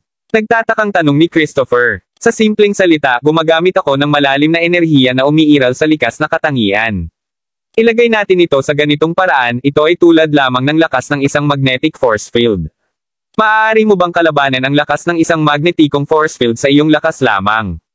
Tanong ni Gerald. Ano? Ikaw, paano mo natutunan kung paano gawin iyon? Sa loob ng UMIB. Tanong ni Christopher na nakabukas ang mga mata. Oo. Ngayon alam ko kung bakit nais ni Daryl Crawford na pumunta ka dito kahit na nasa peligro ng iyong sariling buhay. Ito ay talagang mayroong ganitong uri ng lihim na pamamaraan sa loob ng UMIB.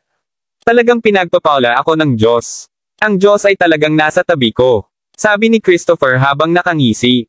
Pagkatapos nito, malamig niyang tinitigan si Gerald. Hindi katakataka kung bakit naramdaman ko na parang ang hininga at aura mo ay tila ibang-iba kumpara sa dati. Ito ay naka-out na ikaw ay nagkaroon ng tulad ng isang maswerteng nakatagpo. Sa kasamaang palad para sa iyo, sinabi mo sa akin ang lahat. Napakalungkot na mula ngayon ako lamang ang tao sa mundong ito na malalaman ang lihim na ito. Gerald, ano man ito, hindi kita papayag na mapanatili ang buhay mo ngayon. Huwag mo akong sisihin sa pagiging malupit at walang awa. Bigyan mo ako ng iyong buhay. Pagkahulog ng kanyang boses, lumipad si Christopher patungo kay Gerald habang sinubukan niyang hampasin sa dibdib si Gerald gamit ang kanyang pagpatay sa palad. Kabanata 1091. Pinagtutuunan ang lahat ng kanyang lakas sa isang solong welga, isang tunog ng paputok ang maririnig habang inilulunsad ni Christopher ang kanyang sarili papunta kay Gerald na may pag-atake na naglalayong para sa dibdib ng kabataan. Segundo bago ang kanyang atake ay nabangga kay Gerald, isang malakas na tunog ng tunog ang maririnig. Ito ay lamang kapag ang kanyang kamao ay dumating pulgada bago ang target nito na natanto ni Christopher ang isang split segundo huli na ang lahat ng kanyang lakas ay biglang pinatuyo ng ilang mahiwagang puwersa. Alam na hindi niya mapipigilan ang momentum ng kanyang suntok sa oras, sinubukan agad ni Christopher na paigtingin muli ang kanyang puwersa. Nang tuluyang nabangga ang kanyang kamao sa dibdib ni Gerald, gayunpaman, mabilis niyang napagtanto na ang dami ng lakas na natapos niyang pagsisikap ay maihahambing lamang sa isang bagong panganak.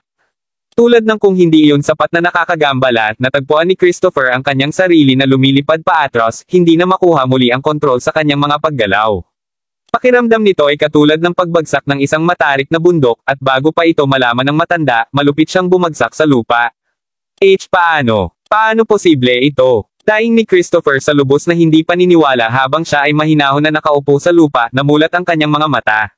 Hawak-hawak ngayon ng matanda ang kanyang manhid na kaliwang braso na parang malapit ng mabali.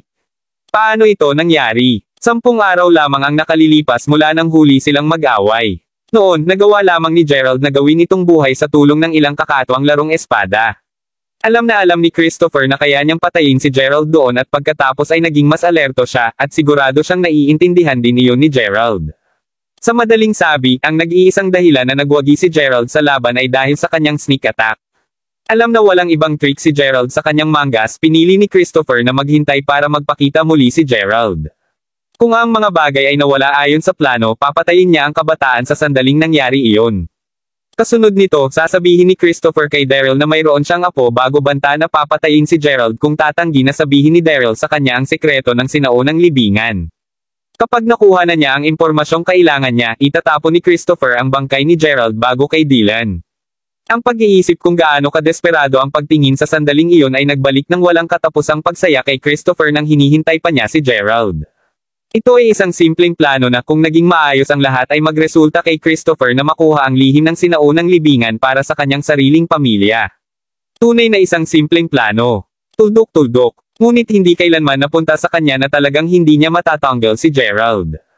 Oh, may balak ka pa ba na patayin ako? Tanong ni Gerald kumikislap ng malamig na ngiti. Ito ay hindi makatuwiran. Paano mo ito napalakas sa isang maikling panahon?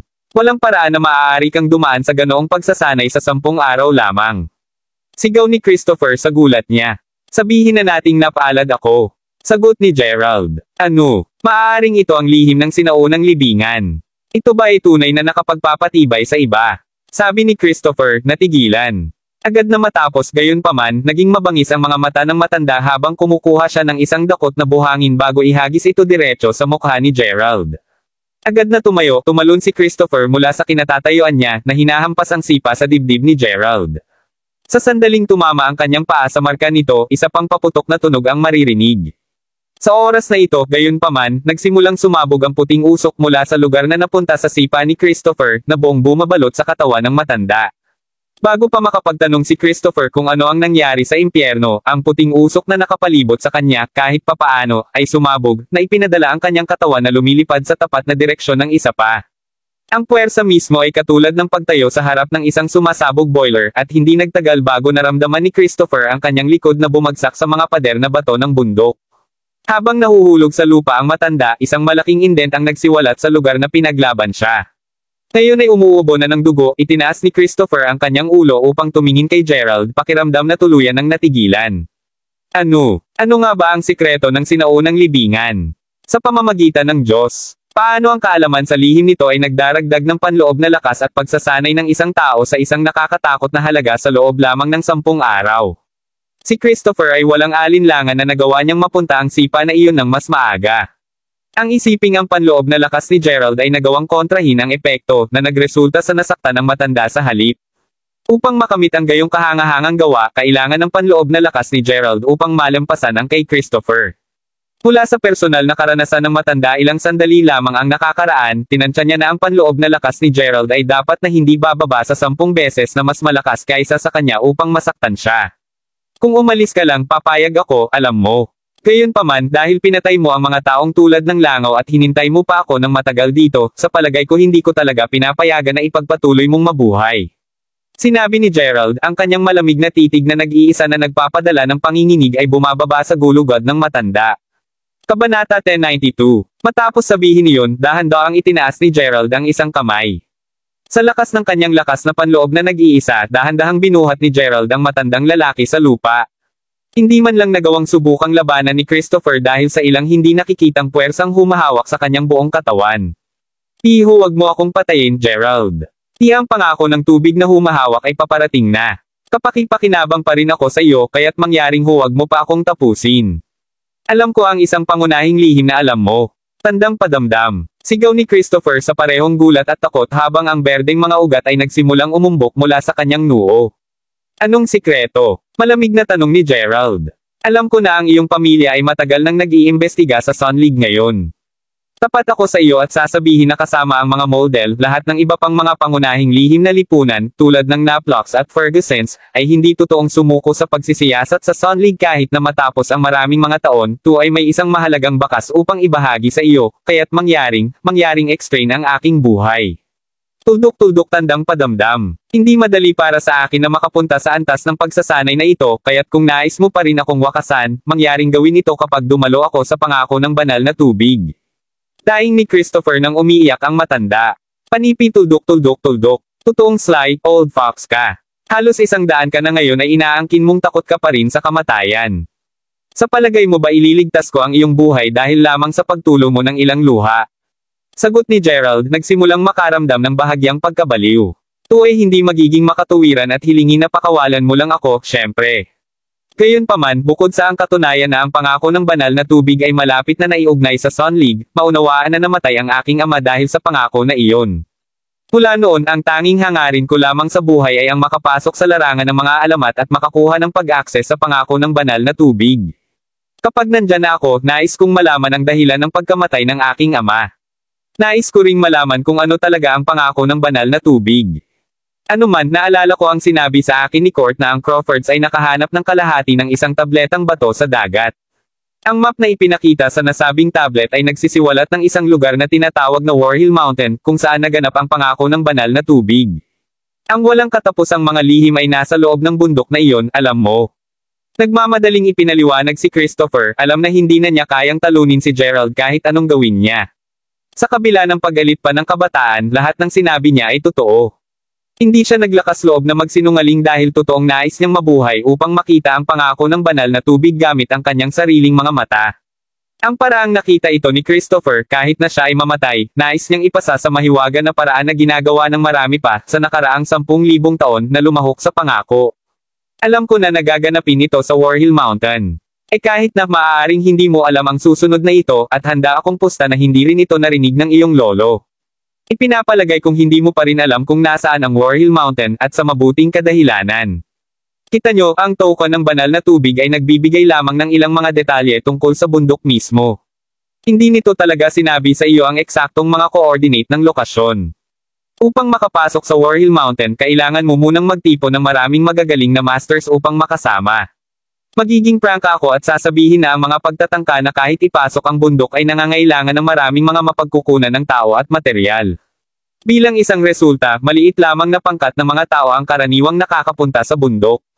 Ayon sa mga alamat, ang Warhill Mountain ay matatagpuan sa isang malaking isla na matatagpuan sa kalaliman ng dagat. Bagaman maaaring maging kakaiba iyon, sinasabi ng mga alingaw-ngaw na ang isla ay lilito lamang sa sandaling ang token ng banal na tubig ay naibigay. Ang isla mismo ay tinawag na Divine Island at alam ko kung paano makarating doon. Dagdag ni Christopher, hindi lang ikaw ang may kamalayan sa lahat ng iyon, alam mo. Pagkatapos ng lahat, hindi lamang ang iyong ama ang bumalik mula sa pangako ng banal na tubig sa taong iyon.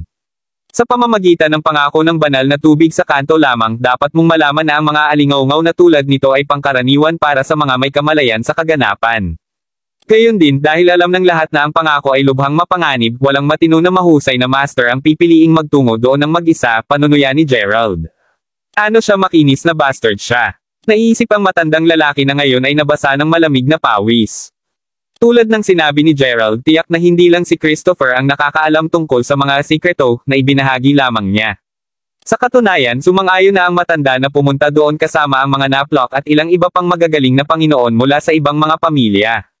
Mabuti, kahit na alam mo na ang lahat ng ito, mayroon akong ibang sasabihin sa iyo na tiyak na makakahanap ka ng interes. Spill it. Sa gayon, hindi alintana kung sila ay nagalit o hindi, sigurado akong lahat ay sumasang-ayon na ang mga dakilang Panginoon na makakabalik mula sa pangako ng banal na tubig ay napakalakas. Pagkatapos ng lahat, nakaligtas sila ng sapat na katagal sa mapanganib na lugar na iyon. Dahil sa loika na iyon, ang aking ama ay dapat isaalang-alang bilang isang malakas na tao, hindi. Sa totoo lang, ang aking lolo mismo ay labis na hinahangaan siya. Sa narinig ko, marami sa mga lihim na lipunan noon ang nagtrato sa mga model bilang kanilang default na pinuno, sagot ni Gerald. Sa gayon, ang bagay ay, ang mga nagawang bumalik buhay ay malayo mula sa pinakamalakas. Tuldok-tuldok. Sa katunayan, sila ang pinakamahina na hindi maaaring manatili doon para sa mahabang panahon. Alam mo, pagkatapos na bumalik ang aking galit na ama, tinawag niya ako sa kanyang kama sa gabi bago siya mamatay. Sa sandaling nasa tabi ko siya, agad niyang hinawakan ang braso ko bago sumigaw ng parehong pangungusap ng 3 beses sa isang hilera. Sabi ni Christopher na may isang gulp bago ipakita ang isang solemn na ekspresyon. Bahagyang nakasimangot, pagkatapos ay ibinaba ni Gerald si Christopher sa lupa bago inalis ang kanyang lakas sa loob. Ako, sa natitirang buhay ko, hindi ko makakalimutan ang ekspresyon ng aking ama nang sinigawan niya ako ng mga salitang iyon ng gabing iyon. Ano nga ba ang eksaktong sinabi niya? Sa isang labis na takot, sumigaw siya, ayokong bumalik. 3 beses sa isang hilera. Panipi. Kabanata 1093. Sa lahat ng kanyang buhay, ang aking ama ay naging isang bayani sa marami kasama na ako. Maaari mong isipin kung gaano ako nagulat nang malaman ko na sa halip na ang makapangyarihang tao na palagi ko siyang inisip na siya talaga, isa sa pinakamahina. Hindi ko pa siya nakita na sumisigaw sa takot sa paraang ginawa niya noong gabing iyon. Kapag ginawa ko, gayon paman, nagsimula akong manginig ng kaunti. Ano nga ba ang naranasan ng aking ama para sa kanya na magwakas sa sobrang takot? Ano sa mundo ang naganap sa panahon ng pangako ng banal na tubig? Ang lahat ng mga katanungang ito ay nagpatigil sa akin tungkol sa pagsisiyasat sa pangako. Ang aking takot sa kabiguan ay ang dahilan kung bakit ko paulit-ulit na nais na mapabuti ang aking lakas. Dagdag ni Christopher, ang kanyang mga mata ngayon ay dugo. Kaya kung ano ang sinasabi mo, ayon sa iyong ama, ang mga hindi bumalik ay hindi patay. Sinasabi mo bang dinala sila sa ibang lugar? Sagot ni Gerald, natataranta. Ang insidente ay halos katulad ng pagkawala ni Mila. Pagkatapos ng lahat, ang mga biktima ng parehong insidente ay nakatanggap ng ilang uri ng item, ang token ng banal na tubig, sa kasong ito bago tuluyang nawala. Sa halip na tanggapin lamang na patay na siya, palaging naniniwala si Gerald na si Mila ay simpleng nahuli ng iba at buhay pa rin. Ang sinabi sa kanya ni Christopher ay lubos na nadagdagan ang pagiging totoo ng kanyang teorya. Ang Sun League ba pagkatapos na maabot ang kanilang mga item ay totoong responsable para sa lahat ng mga pagkawala na iyon. Ngunit ang mundo ay isang napakalaking lugar. Saan maaaring dalhin ang lahat ng mga naagasa? Eksakto. Ang lugar mismo ay isang lugar na kinatakutan ng aking ama at hindi naglakas loob na magtungo. Kaya pagkatapos sabihin sa iyo ang lahat ng iyon, mangyaring. Nakikiusap ako sa iyo. Tuldok tandang padamdam. Mangyaring payagan akong mamatay sa pledge ng banal na tubig. Sabi ni Christopher habang nakaluhod sa harapan ni Gerald. Ikaw ay may kakayahang gumawa ng halos anumang bagay upang makamit ang iyong mga layunin, hindi ba ikaw, matandang tao? Sagot ni Gerald, pakiramdam na walang imak. Umiling, ang boses ni Gerald ay naging malamig habang idinagdag, mabuti, ililigtas ko ang iyong buhay, sa ilalim ng 3 mga kondisyon. Di mangyaring, sabihin ang mga ito. Una sa lahat, ang mga mula sa pamilyang Moldel ay kailangang magbigay daan sa anumang mga Crawford na kanilang nakatagpo. Ako, sumasang-ayon ako sana. Pangalawa, ipinagbabawal kang umalis sa manor ng pamilyang Moldel bago opisyal na magsimula ang pangako ng banal na tubig. Dapat kong malaman na pagtatangka mong umalis bago iyon, tatapusin kita sa sandaling makakaya ko. Inaasahan kong mapagtanto mo na wala ka na sa kung saan malapit na may kakayahang talunin ako. Naiintindihan. Mananatili ako sa loob ng bahay. Tungkol sa pangwakas na kondisyon, hahawak ako sa iyong mahiwagang salamin sa ngayon, sabi ni Gerald habang iniunat ang kanyang kamay. Sa sandaling ginawa niya ito, ang mahiwagang salamin na itinago ni Christopher sa ilalim ng kanyang mangas ay lumipad sa kamay ni Gerald. Sa pagsasalita nito, nagsingit ako ng lason-based na lason sa iyong katawan. Sinasabi ko ito sa iyo upang malaman mo na kung dapat kang sumuway sa alinman sa 3 mga kondisyon, matutunaw ng lason ang lahat ng iyong mga panloob na organo. Oh, at huwag mo ring subukang pilitin ito. Ang resulta ay magiging katulad sa iyo ng pagpapakamatay, dagdag ni Gerald, ang kanyang tono kahit na mas magaspang kaysa dati. Panipi tuldok. Ano? Sagot ni Christopher habang kumikintot ang sulok ng labi. Si Gerald na ito. Gaano kabisyo sa kanya? Maaari niya rin akong patayin dito mismo at ngayon. Sa kabila ng pakiramdam na ganoon, alam ni Christopher na wala siyang ibang pagpipilian kundi ang sumunod. Kailangan niyang manatiling buhay. Panipi tuldok. Ako, nangangako ako. Mabuti. Ngayon ay mawala ka. Inisya ni Gerald habang ikinakaway ang kamay, sinenyasan na umalis na ang matanda. Pinapayagan ng Christopher na mabuhay hanggang sa pangako ng banal na tubig ay hindi sa anumang paraan isang mabait na puso. Sa halip, ito ay dahil kaunti lamang ang alam ng kanyang lolo tungkol sa pangako mismo, nakikita na ito ang kanyang unang pagkakataon na dumalo dito. Walang nakakaalam kung ano ang mangyayari sa panahon ng pangako ng banal na tubig, kaya't kailangan ni Gerald na tiyakin na ang isang taong may kumpiyansa at malalim na kaalaman sa pangako ay mananatili sa tabi ni Daryl. Si Christopher ang perpektong kandidato para doon. Ngayon na may control siya kay Christopher, alam ni Gerald na ang matandang Zorro na iyon ay magiging masunurin kahit gaano siya katalino. Anuman sa puntong ito ng oras, ang pangako ay magaganap sa mas mababa sa 3 buwan. Alam ni Gerald na kailangan niyang makuha ang tulen. Bukod, nais pa rin niyang siyasatin ang lihim ng walang hanggang kabaong pati na rin. Ngayon na nalampasan na niya ang larangan ng mga alamat, naisip niya kung ang kanyang hula sa kamatayan ay magkakatotoo pa rin. Naiiling ang pag-iisip, mabilis siyang umalis sa disyerto at sinimulan ang kanyang paglalakbay pabalik sa maliit na bayan kung saan niya unang nabangga ulit si Gia. Sa pagsasalita tungkol kay Gia, tinangka niyang hanapin siya sa buong paglalakbay pabalik kahit na walang mga palatandaan sa kanya o sa iba pang mga mananaliksik. Gayunpaman, nakahanap siya ng mga bakas na iniwan ni Gia at ng iba pa sa disyerto. Tama na, nang sa wakas ay makarating siya sa maliit na bayan, nabangga sila ni Gerald pagkapasok sa Buck Hotel. Sa gayon, kung ano ang nanatili sa malaking pangkat, iyon ay karamihan sa mga tao mula sa una ay umalis na at iilan lamang sa mga tao mula sa paunang grupo ng turista ang nanatili. Sila at isang nag-iisang babae mula sa pangkat ng pananaliksik na lumitaw na nagtatrabaho sa hotel. Kabanata 1094. Sa sandaling makita siya ng babae, agad siyang napunit habang sumisigaw, "Gerald! Tuwang-tuwa ako na makilala kita ulit. Bakit ka pa nandito, Gia?" At muli, sinabi ko sa iyo na ang pangalan ko ay hindi Gerald. Zadrianta. Sumagot si Gerald, sa totoo lang pakiramdam na gumaan na siya sa mabuti. Gayunpaman, hindi inaasahan na pinili niya na manatili dito. Sinusubukan mo pa rin akong magsinungaling sa akin. Sumuko ka na, alam ko na ikaw si Gerald. Maaaring matagumpay mong nabago ang iyong katawan at pag-uugali, ngunit hindi mo kailanman mababago ang mga mata mong iyon. Ikaw si Gerald at yun. Sagot ni Gia habang inilapag ang mga plato na hawak niya bago tumakbo kay Gerald. Si Gerald mismo ay tumingin ng isang maikling sulyap sa mga plato bago ilayo ang kanyang tingin kay Gia habang sinabi niya, "Bakit mo pipilinging maging isang waitress dito sa halip na manatili sa pangkat ng pananaliksik? Medyo sigurado akong kasama ko sila ay mas masarap na trabaho kaysa dito. Wala na akong pakialam doon.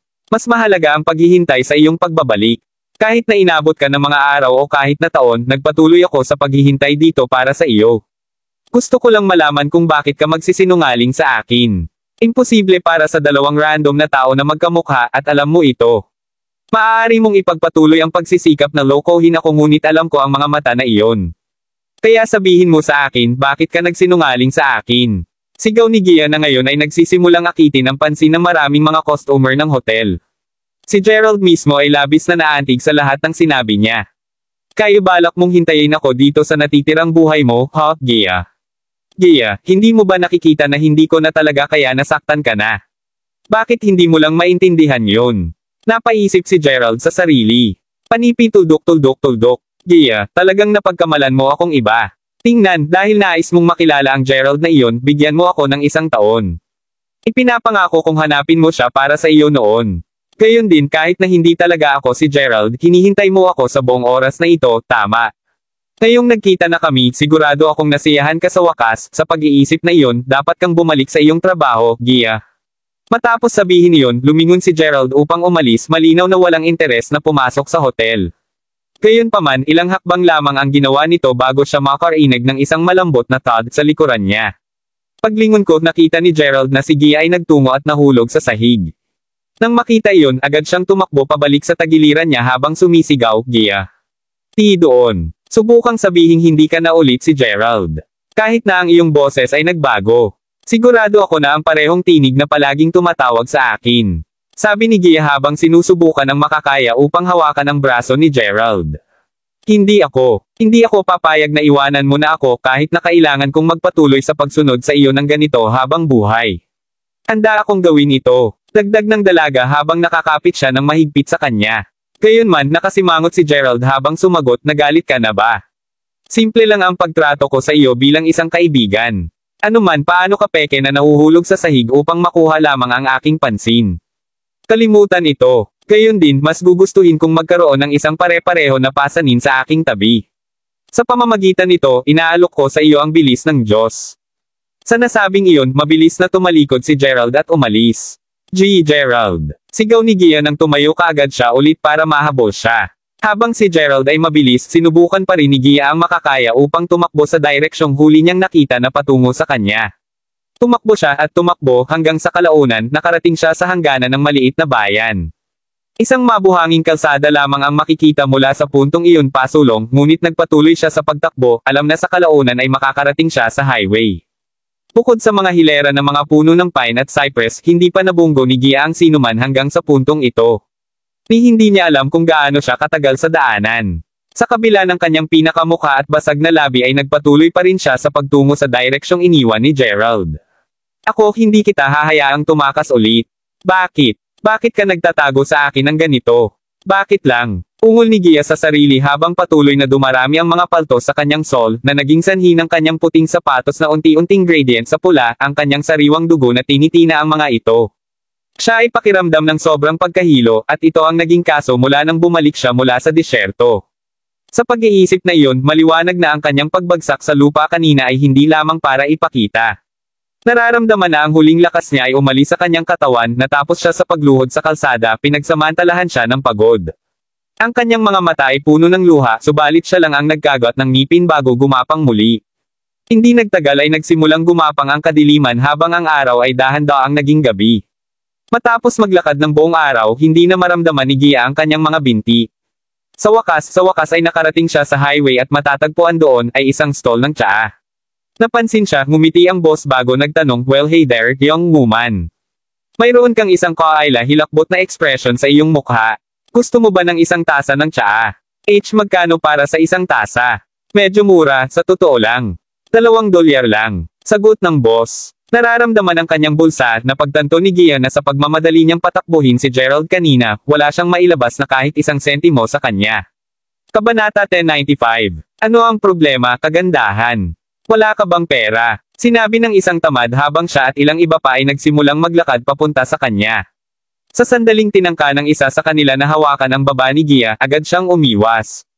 Nang makita iyon, agad na hinawakan ng iba pang mga tamad ang mga braso ni Gia, balak na asarin siya. Napagtanto na ang pakikibaka ay hindi nakuha sa kanya kahit saan, nakakita si Gia ng pagkakataong kumagit ng husto sa isa sa mga daliri ng tamad. Isang sigaw ng sakit ang narinig habang ang tamad na nakagat ay nakahawak sa kanyang daliri na nasugatan. Nang makita iyon, wala sa iba ang naglakas loob na gumawa ng anumang iba pang mga paggalaw sa kanya. Ito ay dahil nakita nilang lahat ang nakamamatay na hangarin sa kanyang mga mata. Gayunpaman, dahil sa dati niyang pagod at biglaang adrenaline rush, si Gia ay nakakaramdam ng sobrang pagkahilo. Bilang isang resulta, nagtagal siya natapos sa pagbagsak sa lupa, halos hindi na mamalayan. Naiintindihan na si Gia ay bahagyang may natitirang lakas sa kanya upang makabangon pa, ang mga idler ay lumingon upang harapin ang ibang tao na ngayon ay naglalakad na patungo sa kanila. Ang isa sa kanila ay nagreklamo, "Hindi ba ito masyadong malupit, boss? Hindi mo kami binalaan na ang babaeng ito ay magiging ganito kabutihan. Halos mabali ang aking daliri, alam mo." Gayunpaman, ang kabataan ay naghagis sa kanila ng isang card bago sinabi, "Narito ang bayad sa medisina. Ang password ay ang petsa ngayon. Banalshi *T. Maraming salamat, boss." Sigaw ng lahat ng mga tamad ng sabay-sabay sa tuwa. Kung hindi pa halata na, ginulo lamang ng mga idler si Gia sa ilalim ng utos ng kabataan. Kinikilala ang boses na iyon kahit saan, dahan-daang itinaas ni Gia ang kanyang ulo upang makita kung ito talaga ang siya. Tulad ng nahulaan niya, ang kabataan na pinag-uusapan ay siyempre, Gerald. "Alam kong hindi mo ako iiwan. Tuldok-tuldok tandang padamdam panipi." Sigaw ni Gia habang lumuluha. Habang madali siyang nalampasan ni Gerald kanina, sa sandaling natitiyak niyang nawala na sa kanya ang paningin ni Gia, binantayan siya nito mula doon palabas, nag-aalala na baka may mangyari sa kanya bago siya bumalik sa hotel. Hindi inaasahan, hinabol siya ni Gia buong araw. Tapat niyang inisip na susuko si Gia sa sandaling hindi na niya ito makita. Siyempre, hindi nangyari yun. Bilang isang resulta, tinanggap niya ang mga tamad na iyon kanina upang takutin siya pabalik sa bayan. "This girl." Napaisip si Gerald sa sarili habang nagbubuntong hininga. Sa totoo lang, ang tanging hiling ni Gerald ay ang tuluyang sumuko sa kanya si Gia. Karapat-dapat siyang mabuhay ng isang normal na buhay nang walang sakit ng pananabik sa kanya, na siyang dahilan kung bakit pilit niyang sinisikap na wakasan ang mga bagay sa ngayon kaysa sa pahabain ang kanyang paghihirap. Gayunpaman, nang makita kung magkano ang pinaghirapan ni Gia kanina upang magkaroon lamang ng pagkakataong makilala siya, muli naawa siya sa kanya. Mismong si Gia, na umiiyak pa rin, ay dahan-dahan na umiling bago bumagsak sa lupa, tuluyan ng natamba. Pinahiyaan, agad na tumakbo sa kanya si Gerald habang sumisigaw, "Gia." Sa sandaling siya ay binuhat siya, gayunpaman, agad na naramdaman ni Gerald na may isang bagay na hindi tama.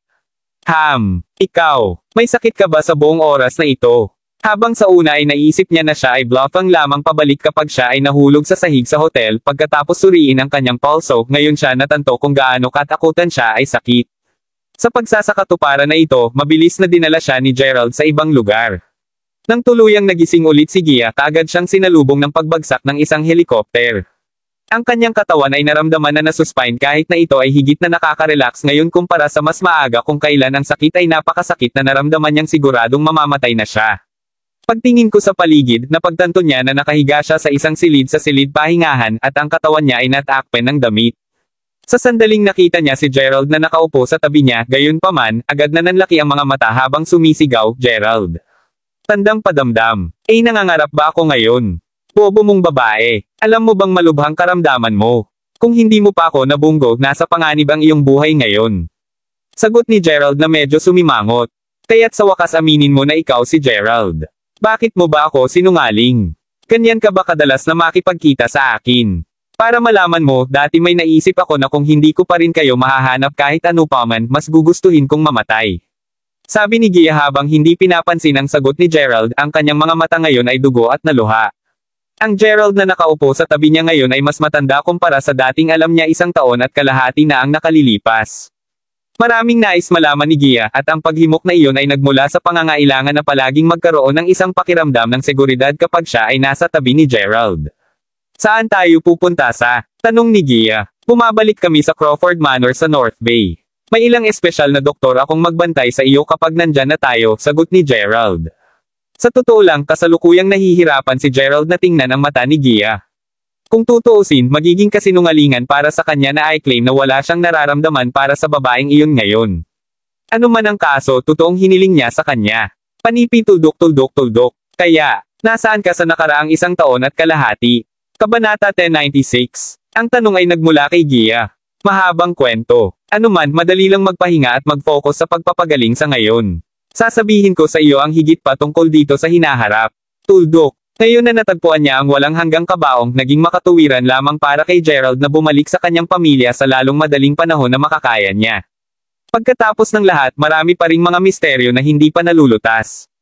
Ito ang pangalawang dahilan kung bakit tinawag niya ang helicopter. Ang pangunahing dahilan, syempre, ay dahil sa labis siyang nag-aalala tungkol sa kalagayan ni Gia. "Malapit na kami sa isla ngayon, G. Crawford. Gayunpaman, tila may nangyayari sa bakana ng isla. Medyo maraming mga tao ang kasalukuyang nandyan," sinabi ng isa sa mga tanod ng Crawford na naroroon sa helicopter. Panipi tuldok. Sabi ni Gerald na agad na tumayo at tumingin sa bintana ng helicopter. Tulad ng sinabi ng bodyguard, ang kanyang lolo at marami pang iba ay makikita na nakatayo sa bakana ng isla. Gayunpaman, tila may tinatalakay sila sa isang babae na hindi niya masyadong makilala kahit na mula sa kanyang kasalukuyang taas. Bilang isang resulta, sigurado siya kahit papaano na tiyak na hindi sila nakatayo roon upang malugod ang kanyang pagbabalik. "Alagaan mo si Miss Quarrington. Pupunta ako doon upang tumingin." Utos ni Gerald habang isinasara niya ang pinto ng helicopter bago tumalon. Gerald. Ginoo Crawford. Sa pamamagitan ng Diyos. Kasalukuyan kaming higit sa 2,000 talampakan sa itaas ng lupa. Naiisip ang pareho sa kanila, pakiramdam ng lubos na namangha ng may malamig na pawis na tumulo sa kanilang noo. Gayunpaman, malinaw na nakalimutan nila na si Gerald ay hindi na isang ordinaryong tao. Dahil dito, napunta siya ng madali bago ang karamihan, labis na kinagulat ang ilan sa mga kasalukuyang bodyguard ng kanyang pamilya. MG. Bumalik na si Crawford. Sumigaw ng maraming mga gwardya sa parehong paggalang at takot. Paano ang impyerno na ligtas na bumaba mula sa kalangitan tulad ni G. Crawford? Kahit sina Daryl at Dylan na nakatayo sa gilid ay medyo nagulat. Mabilis na nawala ang kanyang sorpresa, ang mga mata ni Daryl ay nagningning sa tuwa habang masayang-masaya niyang sinabi, "Gerald.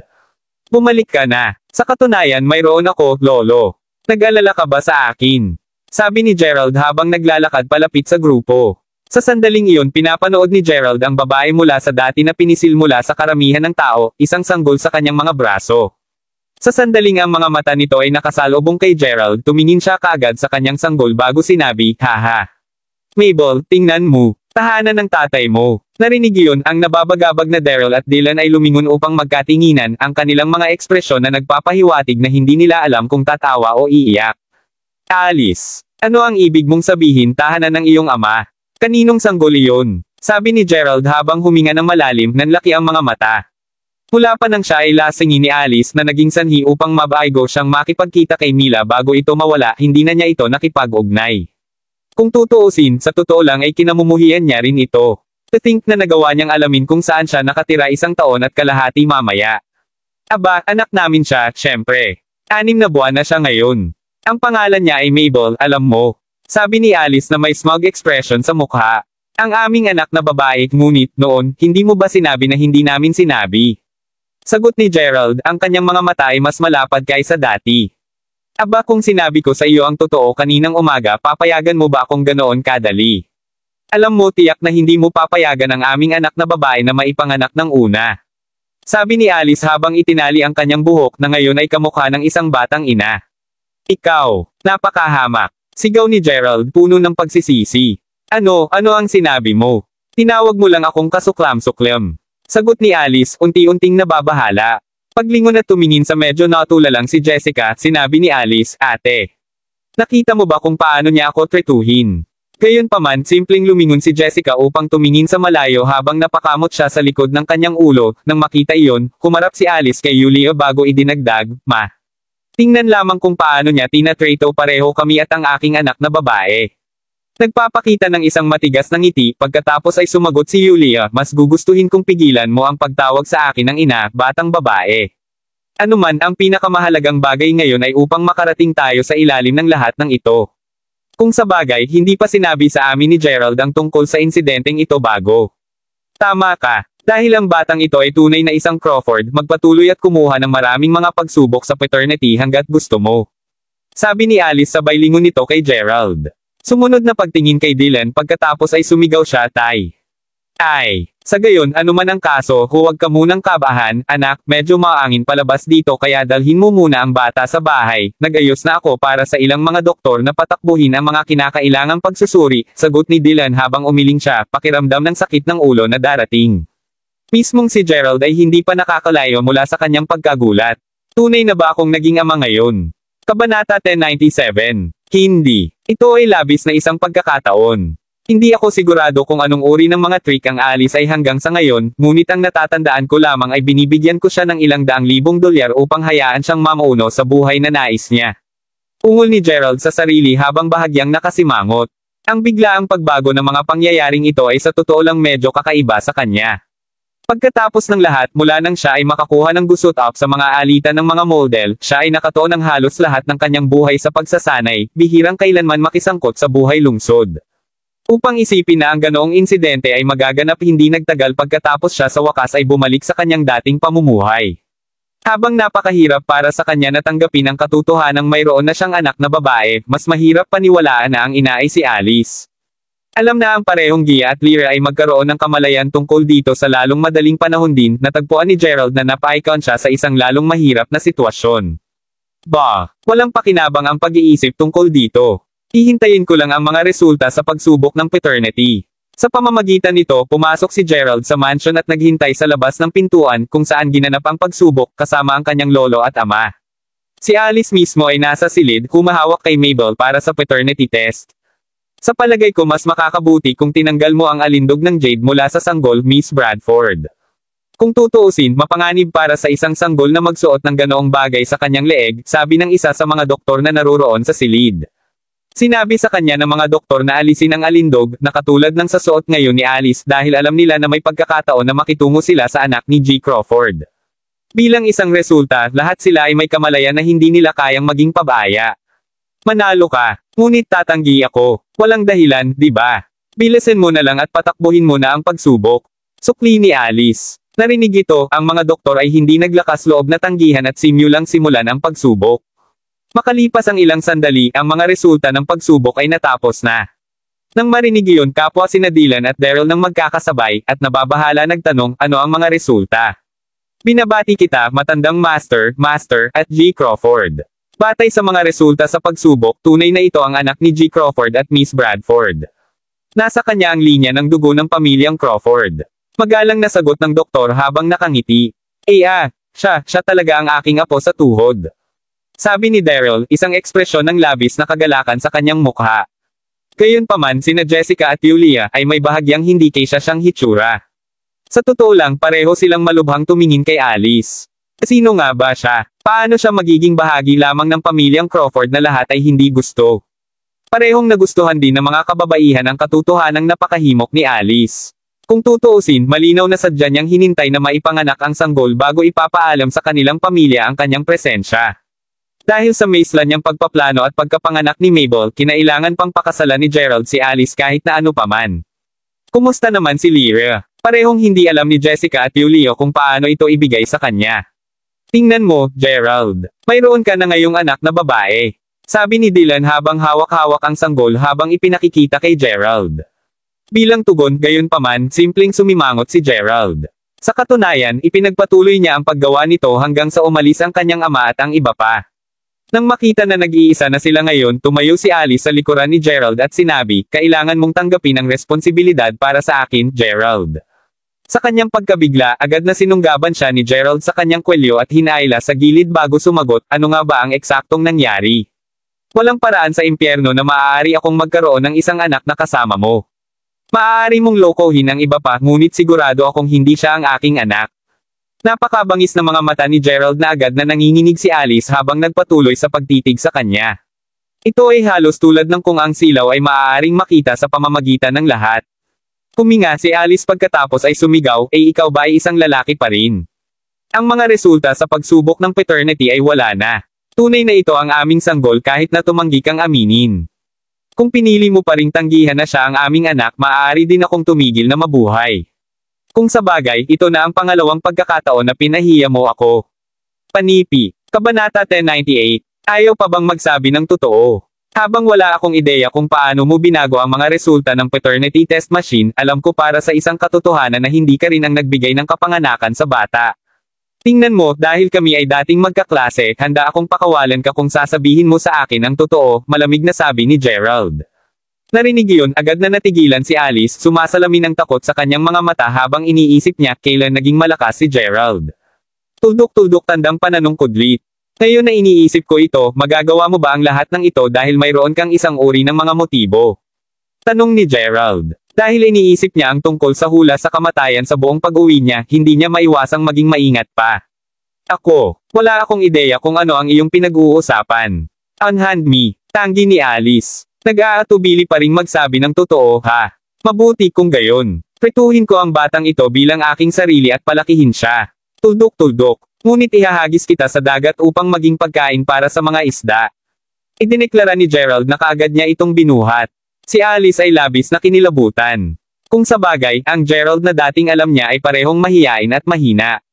Gaano man kalupit ang matandang Gerald, hindi niya talaga makayang tumingin sa mga umiiyak na kababaihan, na karaniwang nagre-resulta sa kanya agad na nahuhulog ang kanyang malupit na harapan. Gayunpaman sa kabila ng katotohanang umiiyak na siya ngayon, nanatili ang bangis at pamamaslang na layunin ni Gerald. Tuluyan na siyang nagbago, at si Alice ay masigurado ngayon kaysa dati na ang ipinahayag niya ay hindi biro. Mabuti. Sasabihin ko sa'yo. Sasabihin ko sa'yo. Ibaba mo lang muna ako. Sigaw ni Alice sa takot. Narinig iyon, hinagis siya ni Gerald sa isang kama kung saan kaagad siya, at labis na mapait, ay sumigaw, tama ka. Talagang hindi atin ang bata. Sa sandaling sinabi niya iyon, gayunpaman, siya ay agad na sinaktan ng napakalawak na pagsisisi. Kaya saan mo nakuha ang anak? Tinakaw mo ba ito? Sa pagkakaalala ko, marami na akong naibigay na pera sa iyo. Paano ka pa rin nasisiyahan hanggang sa puntong handa kang gawin ang lahat ng ito? Malamig na sabi ni Gerald. Hindi. Hindi ko ninanakaw ang bata. Huwag mo akong maliitin, Gerald. Habang hindi ako maaaring maging isang magandang babae, hindi ako gagawa ng isang malupit na bagay. Pasimpleng kinuha ko ang bata mula sa isang ampunan. Ipaliwanag kung paano napagpasyahan ng mga doktor ng Crawford na ang bata ay atin. Iyon. Hindi ako masyadong sigurado tungkol dito. Isang matandang Panginoon ang nagturo sa akin ng taktika na iyon. Sabi ni Alice habang marahang hinawakan ang nasasaktan niyang leeg habang bumababa sa kama bago umatras ng ilang hakbang.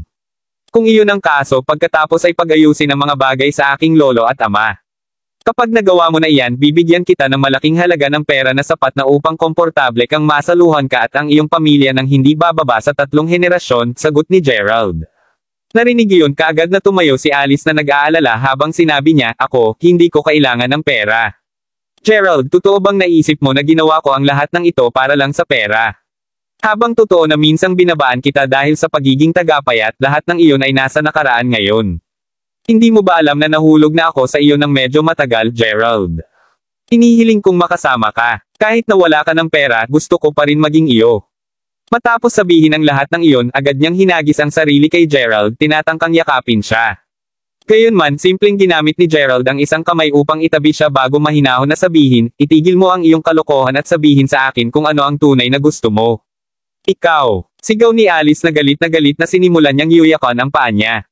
Tingnan mo, hayaan mo lang akong manatili, tama. Hindi mo lang ako maitataboy, Gerald. Ibig kong sabihin tumingin lamang sa labas. Hindi mo ba nakikita na pumapalit si Lolo at Tatay kay Mabel? Tinatrato na nila siya bilang bahagi ng pamilya at mukhang masaya rin sila. Dagdag ni Alice habang itinuturo ang bintana. Bukod, narinig ko na ikaw at ang iyong lolo ay malapit nang magsimula sa isang mahabang paglalakbay at hindi na babalik ng kaunti. Tuldok-tuldok. Sinabi pa sa akin na ang lolo ay maaaring magtapos na hindi na bumalik. Ngayon na siya ay puno ng pag-asa matapos makilala ang kanyang apo sa tuhod, sa palagay mo hindi dapat panatilihing buhay ang magandang kasinungalingan. Sigaw ni Alice. Mabuti pa tigilan mo na ang pag-ikot ng iyong mga hindi taos na salita upang maganda ang tunog. Sabihin mo sa akin kung ano ang mayroon ka ng manggas o baka hindi kita madaling bitawan. Sigaw ni Gerald, ang boses nito ngayon ay sobrang lamig. Kakasakay pa lang niya kay Alice para itapon siya, biglang narinig ang boses ni Lyra na nagsasabing, "Oh. Kaninong anak yan, tatay? Lolo, ang cute niya kaya." Pinag-uusapan kung alin, narinig ko ang likod ni Gerald. Nasaan siya? Mayroong isang bagay na kailangan kong makausap sa kanya tungkol sa Kabanata 1099. Lyra. Sabi pareho ni na Daryl at Dylan na medyo alanganin. Si Daryl mismo ay napagtanto ngayon kung paano hindi nag-uugali ang pag-uugali niya ngayon kahit na hindi ito maaaring makatulong sa kanya. Pagkatapos ng lahat, pinalad siya upang makilala ang kanyang apong babae bago sumali sa pangako ng banal na tubig, isang kaganapan na alam niyang hindi na siya makakabalik ng buhay. Dahil sinagot ng Diyos ang kanyang mga dasal para sa isang pagkakataong makilala si Mabel, madali nitong maisip kung gaano siya nasasabik Daryl sa sandaling nalaman niya na ang sanggol ay kanyang apo sa tuhod. Ngayon na nandito na si Lyra, gayunpaman, agad siyang nahiya. Kung sa bagay, si Lyra ay legal na manugang ng pamilya Crawford. Mula sa narinig, si Lyra pa ang nag-iisang taong namamahala sa lahat ng mga gawain ng pamilya Crawford, anuman ang malaki o menor de edad nila, sa loob ng maraming taon. Ay, hindi rin ako sigurado, iniisip ko lang na ang batang ito ay talagang maganda kaya't dinala ko siya. Sagot ni Daryl sa isang lalong naging mahirap. Narinig yun, simpleng tumahimik si Lyra. Habang inaabot ni Daryl si Mabel kay Dylan, napansin niya na si Lyra ay nakahawak sa isang puting scroll ng uri. Huling sinabi ang kanyang regular na malamaster na pag-uugali, tinanong niya, kaya, bakit mo nais makilala si Gerald, Lyra? Sa gayon, lumitaw ang ilang mga kakatuwang imahe nang tiningnan ko ulit ang larawan ng araw, ilang araw na ang nakakalipas. Tuldok-tuldok. Dahil inatasan ako ni Gerald na hanapin ang babaeng nakaputi, nararamdaman ko na ang larawan ng araw ay maaaring nagbigay sa amin ng mga bagong lead. Sagot ni Lyra. Mula pa nang mapagtanto ni Daryl na hindi katulad ng mga regular na tao, ang mga mata ni Lyra ay may kakayahang malaman ang larawan ng mga hula ng araw, ginawan niya siya ng responsibilidad para sa larawan. Ang larawan ba ay nagbigay sa amin ng higit na patnubay? O sige, magtungo tayo sa pag-aaral upang talakayin ito ng magkasama. Sabi ni Daryl na medyo sumimangot. Makalipas ang ilang sandali, ang lahat ng mga may kaugnayan ay natagpuan sa kanilang pag-aaral habang si Lyra ay kumalat ang puting scroll na nagpapakita ng isang iginuhit na larawan. Habang tiningnan ito ni na Daryl at Gerald, nagmamadaling sinabi ni Lyra, kahapon, sinabi sa akin ni Gerald na tanungin ang larawan ng araw para sa kinalalagyan ng babaeng puti. Ayon kay Gerald, ang babae ay tila mayroong uri ng koneksyon sa kanya. Tuldok-tuldok. Gayunpaman kahit na matanong ito ng maraming beses, ipinakita lamang nito ang larawan na iginuhit ko sa scroll na iyon. Dahil sabik ka sa paghanap sa kanya, ipagpalagay ko na natagpuan mo ang ilang pangunahing mga pahiwatig sa panahon ng iyong paglalakbay sa disyerto, Gerald. Sa katunayan, hindi ko nasabi sa iyo ang tungkol sa lahat ng mga nangyari doon sa panahon ng tawag, ngunit malaman lamang na ang lahat ng naganap sa buong paglalakbay ko sa disyerto ay parang hindi ka panipaniwala. Kahit papaano, lahat ng naranasan ko doon ay naramdaman na nauugnay sa babaeng nakaputi, at kasama rito ang hula ng aking kamatayan. Tawagin itong isang pakiramdam ng gat, ngunit sa sandaling ang babae na nasa lokasyon ng puti ay sa wakas natagpuan, nararamdaman ko na ang lahat ng mga misteryo sa aking puso ay malulutas, sagot ni Gerald. Tulad ng sasabihin ni Gerald sa kanyang lolo tungkol sa banal na general, hindi mapigil ang sumimangot ni Gerald nang makita muli ng sulok ng kanyang mata ang larawan sa scroll. Gaano kaiba? Saan ko nakita ito dati? Parang familiar talaga, ungol ni Gerald. Narinig yun, tinanong ni Daryl, nakita mo ang imaheng ito dati, Gerald? Si Gerald ay nanatiling tahimik lamang, patuloy na nakakunot ng noo habang nanatili siyang malalim sa pag-iisip. Maya-maya napasimulan si Gerald na inudyukan siyang iangat ang kanyang ulo habang sumisigaw, Alice. Nang marinig ang pangalang iyon binigyan ng lire si Gerald ng isang osisero.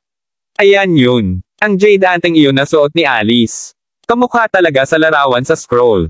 Dagdag ni Gerald. Tama ka. Si Mabel ay tila nagsusuot din ng katulad na alindog sa jade sa kanyang leeg. Sagot ni Daryl. Sa ganoon, agad na pinagsama ni Gerald ang puting scroll at dinala niya ito habang siya ay sumugod papunta sa silid ni Alice. Gerald. Sa wakas ay handa kang sumalubong sa akin. Sigaw ni Alice. Ganap na hindi pinansin ang kanyang pahayag, si Gerald ay sumugod sa harapan niya bago kinuha ang alindog ng jade na nakasabit sa kanyang leeg. Ngayon sa kanyang kamay, inihambing niya ang alindog sa larawan sa scroll. Tulad ng inaasahan, pareho silang pareho.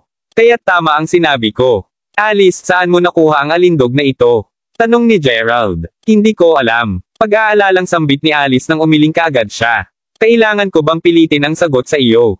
Malamig na ungol ni Gerald. Kabanata 1100. Sasabihin ko sa iyo hanggat nangangako ka na tatanggapin mo ako. Sabi ni Alice habang nakahawak sa braso ni Gerald. Sabihin mo na lang sa akin. Sagot ni Gerald habang itinutulak ang mga kamay. Pinahid ang kanyang luha, nagsimula si Alice sa pamamagitan ng pagpapaliwanag, nagsimula ang lahat sa gabi ng nasa Seaside Hotel kami. Matapos makinig ng kaunti sa kanyang paliwanag, sinimulang makita ni Gerald ang mas malaking larawan. Mahalaga, inidroga siya ni Alice ng gabing iyon na may hangering matulog kasama siya upang sana mabuntis. Ang proseso ng kanyang pag-iisip noong panahong iyon ay kung maipaglihi niya ang kanyang sanggol, kung gayon tiyak na magiging bahagi siya ng isang mayaman at prestihiyosong pamilya. Nako, ang kanyang panahon ay nauna nang dumating kaya't gumuho agad ang kanyang mga plano. Sa oras na iyon, galit na galit si Alice sa sarili na gusto niyang sampelan ang sarili niyang walang katuturan. Gayunpaman, pinahirin niya ang mga kama ng kama na may kaunting dugo, sa ilalim ng pagkukunwari nito ay resulta ng pagkawala ng kanyang pagkabirhen sa kanya. Sa pag-iisip na iyon, malinaw na nagsinungaling siya kay Gerald tungkol kay Mabel na pagiging biological son niya. Anuman, napuno si Alice ng sama ng loob at galit sa sandaling sinabi sa kanya ni Gerald na kailangan niyang magmadali upang makilala si Mila noon. Tulad ng kung upang magdagdag ng insulto sa pinsala, binigyan pa siya ni Gerald ng $12 milyong at sinabi sa kanya na manirahan sa ibang lugar bago tumakbo. Mahal na mahal kita. Paano mo ako tretuhin ng ganito? Labis na nalungkot sa lahat ng ito, nagpasya siyang gumawa ng isang bundok mula sa isang molehill. Hahanapin niya ang isla ng pamilya Crawford na pag-aari ng kapatid na babae ni Gerald at isama ang mga bagay. Bagaman kaagad siyang bumili ng sarili ng isang barko kaninang umaga upang hanapin ang nasabing isla, hindi niya talaga ito matagpuan kahit gaano pa siya kahirap subukan. Di nagtagal, dumating ang gabi. Pakiramdam ang hampas ng simoy ng karagatan sa kanyang mukha habang nakatingin siya sa malawak na karagatan, babalik na lamang si Alice sa pagkabigo nang makita niya ang isang kakaibang mga barko. Nagpa siya na tanungin sila tungkol sa isla bago sumuko para sa gabi, natuwa si Alice nang mangako ang mga tao sa isa sa mga barko na dadalhin nila siya sa isla ni Jessica. Sa huli niyang pagkabigo, natagpuan niya kaagad na siya ay sinungaling nang dinala nila siya sa isang hindi pamilyar na baybayin, kung saan naninirahan ang pamilya Minshall. Ang batang Panginoon ng pamilyang iyon ay nagpunta sa pamamagitan ng Isaac Minshall, at siya ay nabighani sa sandaling nakita siya nito habang nasa labas sila sa dagat na hinihimok siyang magsinungaling sa kanya upang siya ay maging kanya. Habang si Isaac ay tiyak na hindi isang mabuting tao, hindi niya ito kayang aipatong ng isang daliri sa narinig na siya ay buntis. Ito ay dahil sa isa sa maraming mga patakaran na naitakda sa loob ng lugar na iyon. Siyempre, ang bahagi tungkol sa pagiging buntis ko ay isang kompletong kasinungalingan. Anuman, nangako ako na pakasalan ko siya pagkatapos ng panganganak ng bata. Mukhang gagana iyon dahil unti-unting binabayaan niya ang pagbabantay sa paligid ko. Maya-maya pa nakakita si Alice ng paraan upang makatakas. Sa kabutihang palad, narinig niya ang isang pambihirang tao na nagpunta sa pangalang Master Ghost sa kanyang pananatili doon. Ang tao ay dapat na dalubhasa sa parehong astronomiya at geolohiya, at sikat sa kakayahang gumawa ng masusing kalkulasyon upang isipin ang mga kaganapan na may sobrang katumpakan. Hindi rin siya kabilang sa anumang partikular na puwersa. Sa isipan ng lahat ng mga kadahilanang iyon, naisip ni Alice na siya ang perpektong taong hahanapin. Naturally, ang presyo ng pagkuha sa kanya ay hindi nangangahulugang isang maliit na halaga. $9 milyong upang maging eksakto. Sa sandaling mabayaran niya ang halagang iyon, gayunpaman, may iwan siyang halos walang pera. Ano ang silbi ng kahit na makalayo kung kailangan niyang mabuhay tulad ng isang tamak pagkatapos? Pinag-isipan niya iyon tungkol kay Gerald na pumukaw sa kanyang interes na subukang maghanap muli ng isla. Bago siya nakatakas, nakilala niya muna si Master Ghost. Matapos marinig ang kanyang mga takot sa pera, ibinahagi ng Master Ghost ang isang nauugnay na kaisipan kay Alice. Ayon sa kanya, ang mga ninuno ng Minute Souls ay nagukay ng isang pares ng mga charms ng Jade mula sa hari ng libingan ng karagatan maraming taon na ang nakakalipas. Ang mga charms mismo ay sinasabing may lakas na mag-link ng mga linya ng dugo sa pagitan ng tatlong tao. Kahit na nakuha niya ang mga anteng-anteng, gayunpaman, kakailanganin niya pa rin ng isang personal na item ng taong may linya ng dugo na sinusubukang gayahin ng mga charms. Dahil sa pag-alis ni Alice sa hotel nang nagmamadali kinaumagahan pagkatapos niyang maidruga si Gerald, ang tanging personal na item niya na mayroon siya ay ang kanyang shirt. Hawak niya ito sa oras upang magamit bilang patunay ng kanilang pagtatalik nang sa huli ay nakilala niya si Jessica.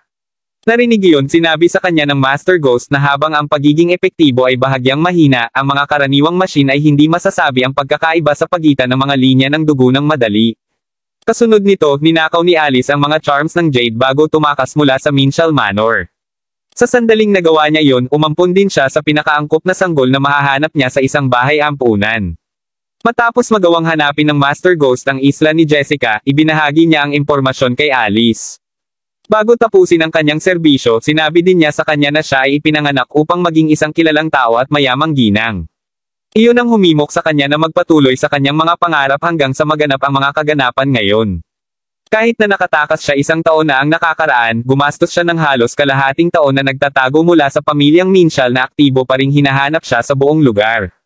Siyempre, kalaunan ay ligtas siyang nakarating sa isla. Matapos marinig ang lahat ng iyon, sa wakas na intindihan ni Gerald ang karamihan sa sitwasyon. Gayunpaman, mayroon na ngayong isang bagong problema sa equation. Nauna nang sinabi ni Lyra na ang larawan ng araw ay ipinakita ang Jade Charm sa maraming okasyon tuwing tinanong niya ito na sabihin sa kanya kung nasaan ang babaeng nakaputi. Maaari bang ang babae na nasa lokasyon ng puti ay matatagpuan kung saan natagpuan ang alindog ng Jade? Sa madaling salita, ang sinaunang libingan. Maraming salamat mga kamaster sa walang sawang pagsusubaybay, isang like, share, and subscribe naman dyan mga kamaster. Abangan ang susunod pang mga kabanata.